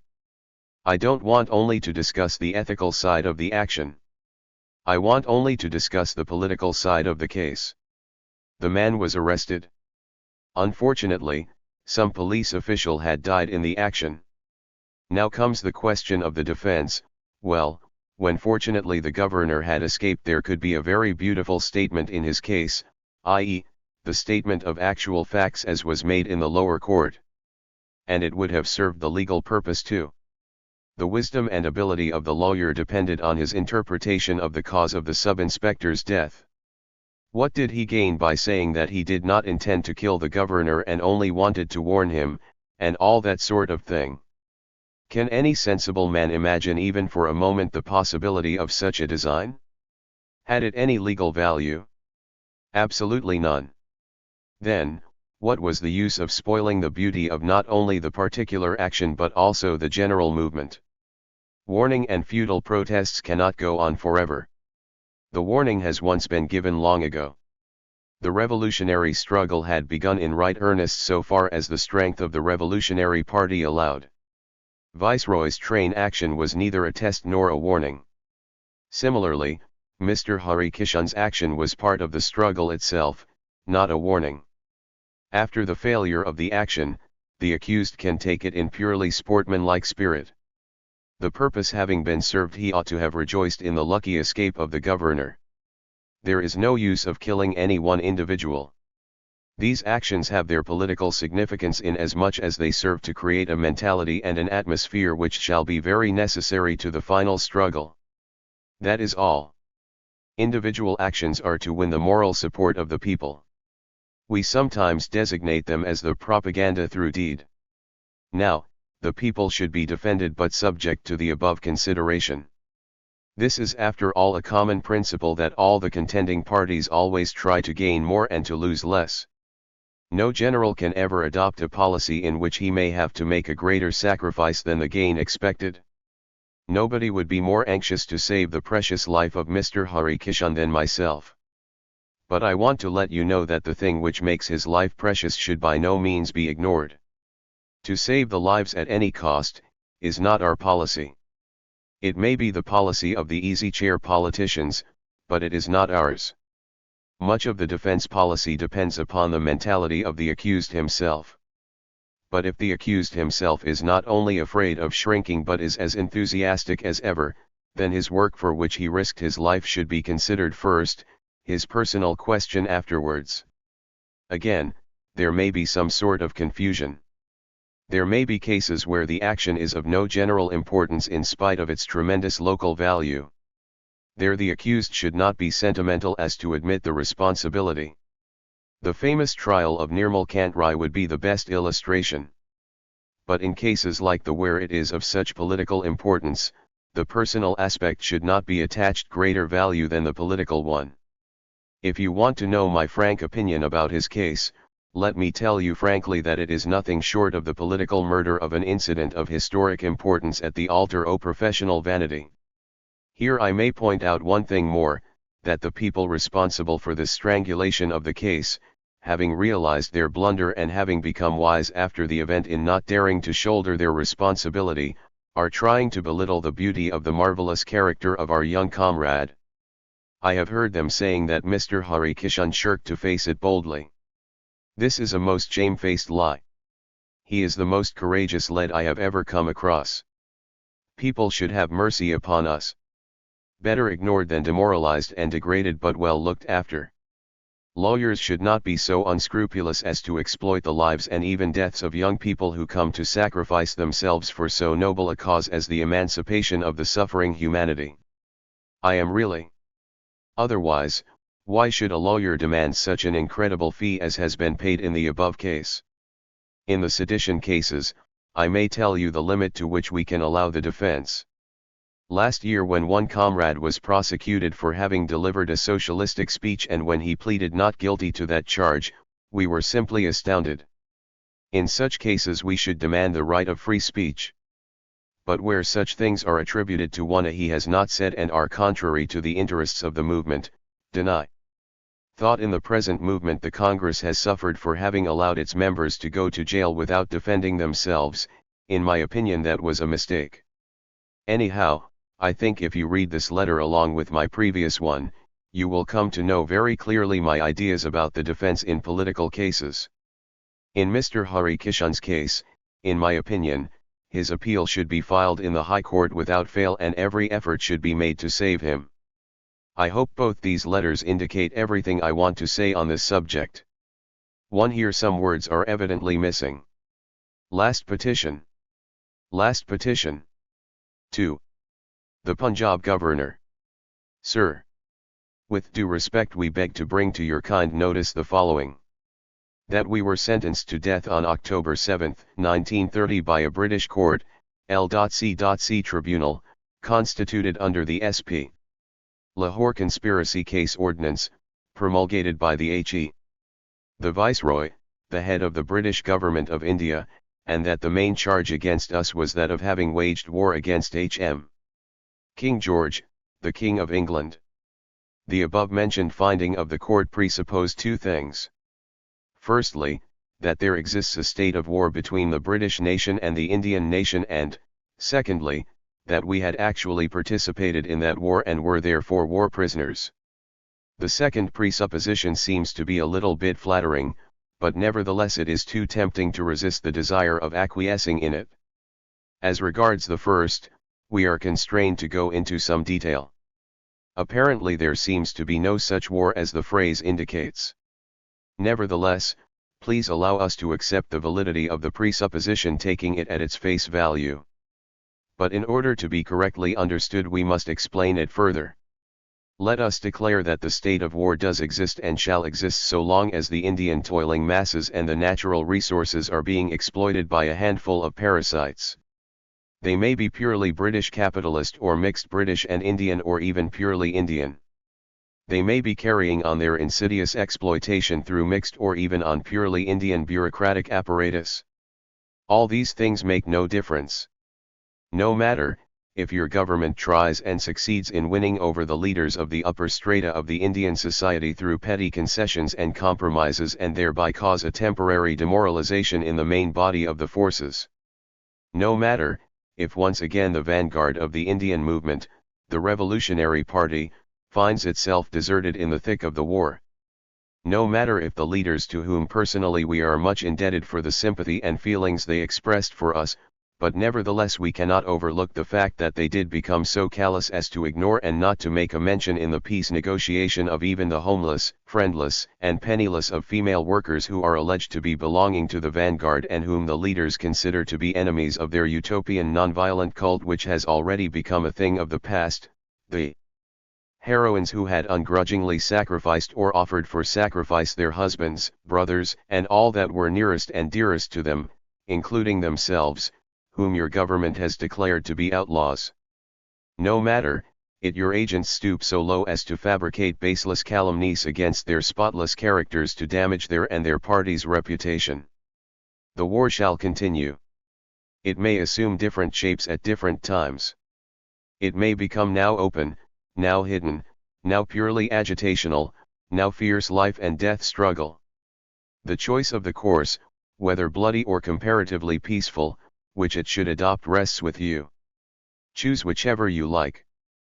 But that war shall be incessantly waged without taking into consideration the petty and the meaningless ethical ideologies.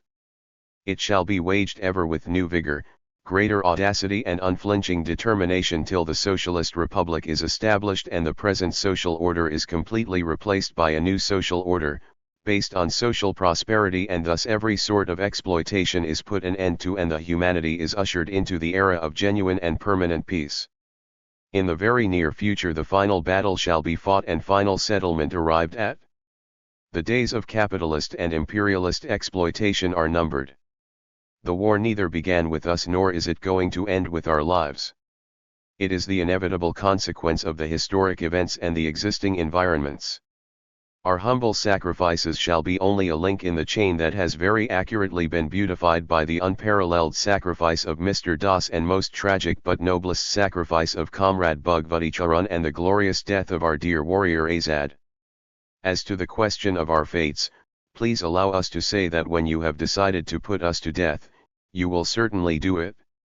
You have got the power in your hands, and the power is the greatest justification in this world.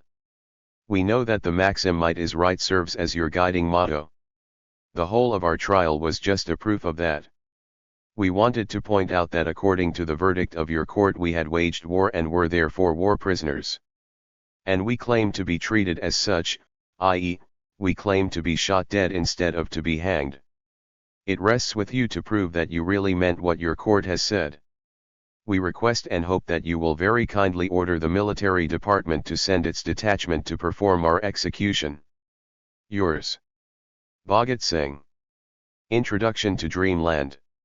Introduction. Lala Ramsaran Das was convicted for life in 1915 in the first Lahore conspiracy case. While in Salem Central Prison, Madras Presidency, he wrote a book in verse entitled Dream. After his release in the mid-20s he contacted Bhagat Singh and Sukhdev and became active in the HSRA. He was arrested again in connection with the second LCC. This time he wavered and accepted King's pardon. Soon he realized the mistake and retracted his statement. He was charged of perjury and convicted for 2 years, which was subsequently reduced to 6 months in appeal. It was during this conviction that he passed on his manuscript to Bhagat Singh for an introduction. In this article Bhagat Singh, while appreciating the spirit behind Ramsaran Das's work, has criticized his utopian approach to the problems of revolution. He has also expressed himself on such subjects as God, religion, violence and nonviolence, spiritualism, literature, poetry, etc. Introduction to Dreamland. My noble friend, L. Ramsaran Das, has asked me to write an introduction to his poetical work, The Dreamland. I am neither a poet nor a literature, neither am I a journalist nor a critic. Hence, by no stretch of imagination can I find the justification of the demand. But the circumstances in which I am placed do not afford any opportunity of discussing the question with the author arguing back and forth, and thereby do not leave me any alternative but to comply with the desire of my friend. As I am not a poet, I am not going to discuss it from that point of view. I have absolutely no knowledge of meter, and do not even know whether judged from metrical standard it would prove correct.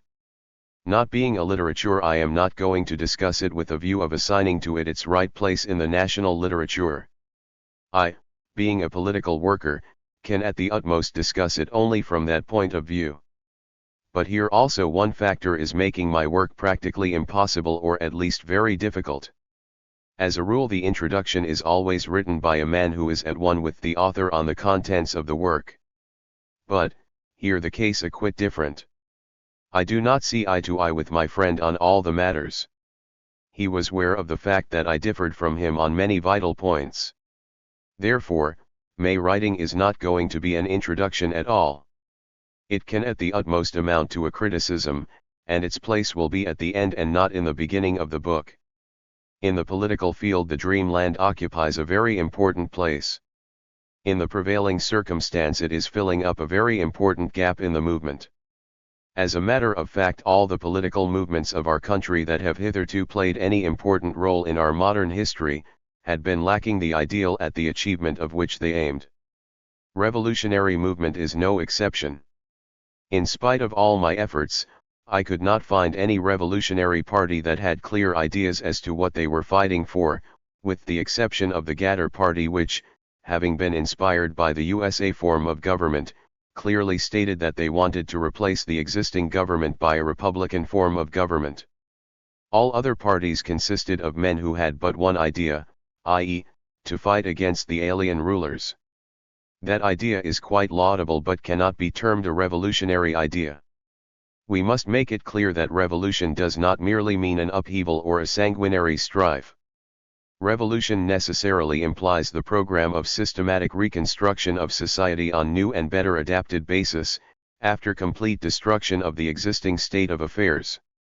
In the political field, the liberals wanted some reform under the present government, while the extremists demanded a bit more and were prepared to employ radical means for the same purpose. Among the revolutionaries, they had always been in favor of extreme methods with one idea, i.e., of overthrow the foreign domination. No doubt, there had been some who were in favor of extorting some reforms through those means. All these movement cannot rightly be designated as revolutionary movement. But L. Ram Saran Das is the first revolutionary recruited formally in the Punjab by a Bengali absconder in 1908.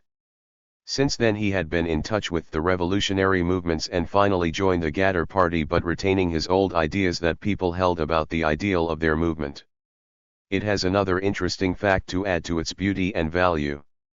L. Ram Saran Das was sentenced to death in 1915, and the sentence was later on commuted to life transportation. Today, sitting in the condemned cells myself, I can let the readers know as authoritatively that the life imprisonment is comparatively a far harder lot than that of death. L. Ram Saran Das had actually to undergo 14 years of imprisonment. It was in some southern jail that he wrote this poetry. The then psychology and mental struggle of the author has stamped its impressions upon the poetry and makes it all the more beautiful and interesting. He had been struggling hard against some depressing mood before he had decided to write. In the days when many of his comrades had been let off on undertakings and the temptation had been very strong for everyone and for him, too, and when the sweet and painful memories of wife and children had added more to the work. Hence, we find the sudden outburst in the opening paragraph. Wife, children, friends that me surround, were poisonous snakes all around. He discusses philosophy in the beginning. This philosophy is the backbone of all the revolutionary movement of Bengal as well as of the Punjab. I differ from him on this point very widely. His interpretation of the universe is teleological and metaphysical, which I am a materialist, and my interpretation of the phenomenon would be causal. Nevertheless, it is by no means out of place or out of date. The general ideal that are prevailing in our country are more in accordance with those expressed by him. To fight that depressing mood he resorted to prayers, as is evident that the whole of the beginning of the book is devoted to God, His praise, His definition. Belief in God is the outcome of mysticism, which is the natural consequence of depression. That this world is Maya or Mithya, a dream or a fiction, is clear mysticism which has been originated and developed by Hindu sages of old ages, such as Shankaracharya and others. But in the materialist philosophy this mode of thinking has got absolutely no place. But this mysticism of the thinking has got absolutely no place. But this mysticism of the author is by no means ignoble or deplorable. It has its own of them are doing very productive labor. The only difference that the socialist society expects is that the mental workers shall no longer be regarded superior to the manual workers, shall no longer be regarded superior to the manual workers. L. Ram Saran Das's idea about free education is really worth considering, and the socialist government has adopted somewhat the same course in Russia. His discussion about crime is really the most advanced school of thought. Crime is the most serious social problem which needs a very tactful treatment. He has been in jail for the better part of his life. He has got the practical experience. At one place he employs the typical jail terms, the light labor, the medium labor and the hard labor, etc. Like all other socialists he suggests that, instead of retribution, i.e., retaliation, the reformative theory should form the basis of punishment. Not to punish but to reclaim should be the guiding principle of the administration of justice. Jails should be reformatories and not veritable hells. In this connection the readers should study the Russian prison system. While dealing with militia he discusses war as well. In my opinion war as an institution shall only occupy a few pages in the encyclopedia then, and war materials shall adorn the no conflicting or diverse interests that cause war. At the utmost we can say that war shall have to be retained as an institution for the transitional period. We can easily understand if we take the example of the present-day Russia. There is the dictatorship of the proletariat at present. They want to establish a socialist society. Meanwhile they have to maintain an army to defend themselves against the capitalist society. But the war aims would be different. Imperialist designs shall no more actuate our dreamland people to wage wars. There shall be no more war trophies. The revolutionary armies shall march to other lands, not to rulers down from their thrones, and stop their blood-sucking exploitation and thus to liberate the toiling masses. But, there shall not be the primitive national or racial hatred to goad our men to fight. World Federation is the most popular and immediate object of all the free-thinking people, and the author has well dilated on the subject, and his criticism of the so-called League of Nations is beautiful. In a footnote under stanza 571 the author touches, though briefly, the question of methods. He says, such a kingdom cannot be brought about by physical violent revolutions. It cannot be forced upon society from without. It must grow from within. This can be brought about by the gradual process of evolution, by educating the masses on the lines mentioned above, etc. This statement does not in itself contain any discrepancy. It is quite correct, but having not been fully explained, is liable to create some misunderstanding, or worse still, a confusion. Does it mean that L. Ram Saran Das has realized the futility of the cult of force? Has he become an orthodox believer in nonviolence? No, it does not mean that. Let me explain what the above quoted statement amounts to. The revolutionaries know better than anybody else that the socialist society cannot be brought about by violent means, but that it should grow and evolve from within. The author suggests education as the only weapon to be employed. But, everybody can easily realize that the present government here, or, as a matter of fact, all the capitalist governments are not only not going to help any such effort, but on the contrary, suppress it mercilessly. Then, what will his evolution achieve? We the revolutionaries are striving to capture power in our hands and to organize a revolutionary government which should employ all its resources for mass education, as is being done in Russia today. After capturing power, peaceful methods shall be employed for constructive work, force shall be employed to crush the obstacles. If that is what the author means, then we are at one. And I am confident that it is exactly this what he means. I have discussed the book at great length. I have rather criticized it. But, I am not going to ask any alteration in it, because this has got its historical value. These were the ideas of 1914-15 revolutionaries. I strongly recommend this book to young men in particular, but with a warning. Please do not read it to follow blindly and take for granted what is written in it. Read it, criticize it, think over it, try to formulate your own ideas with its help.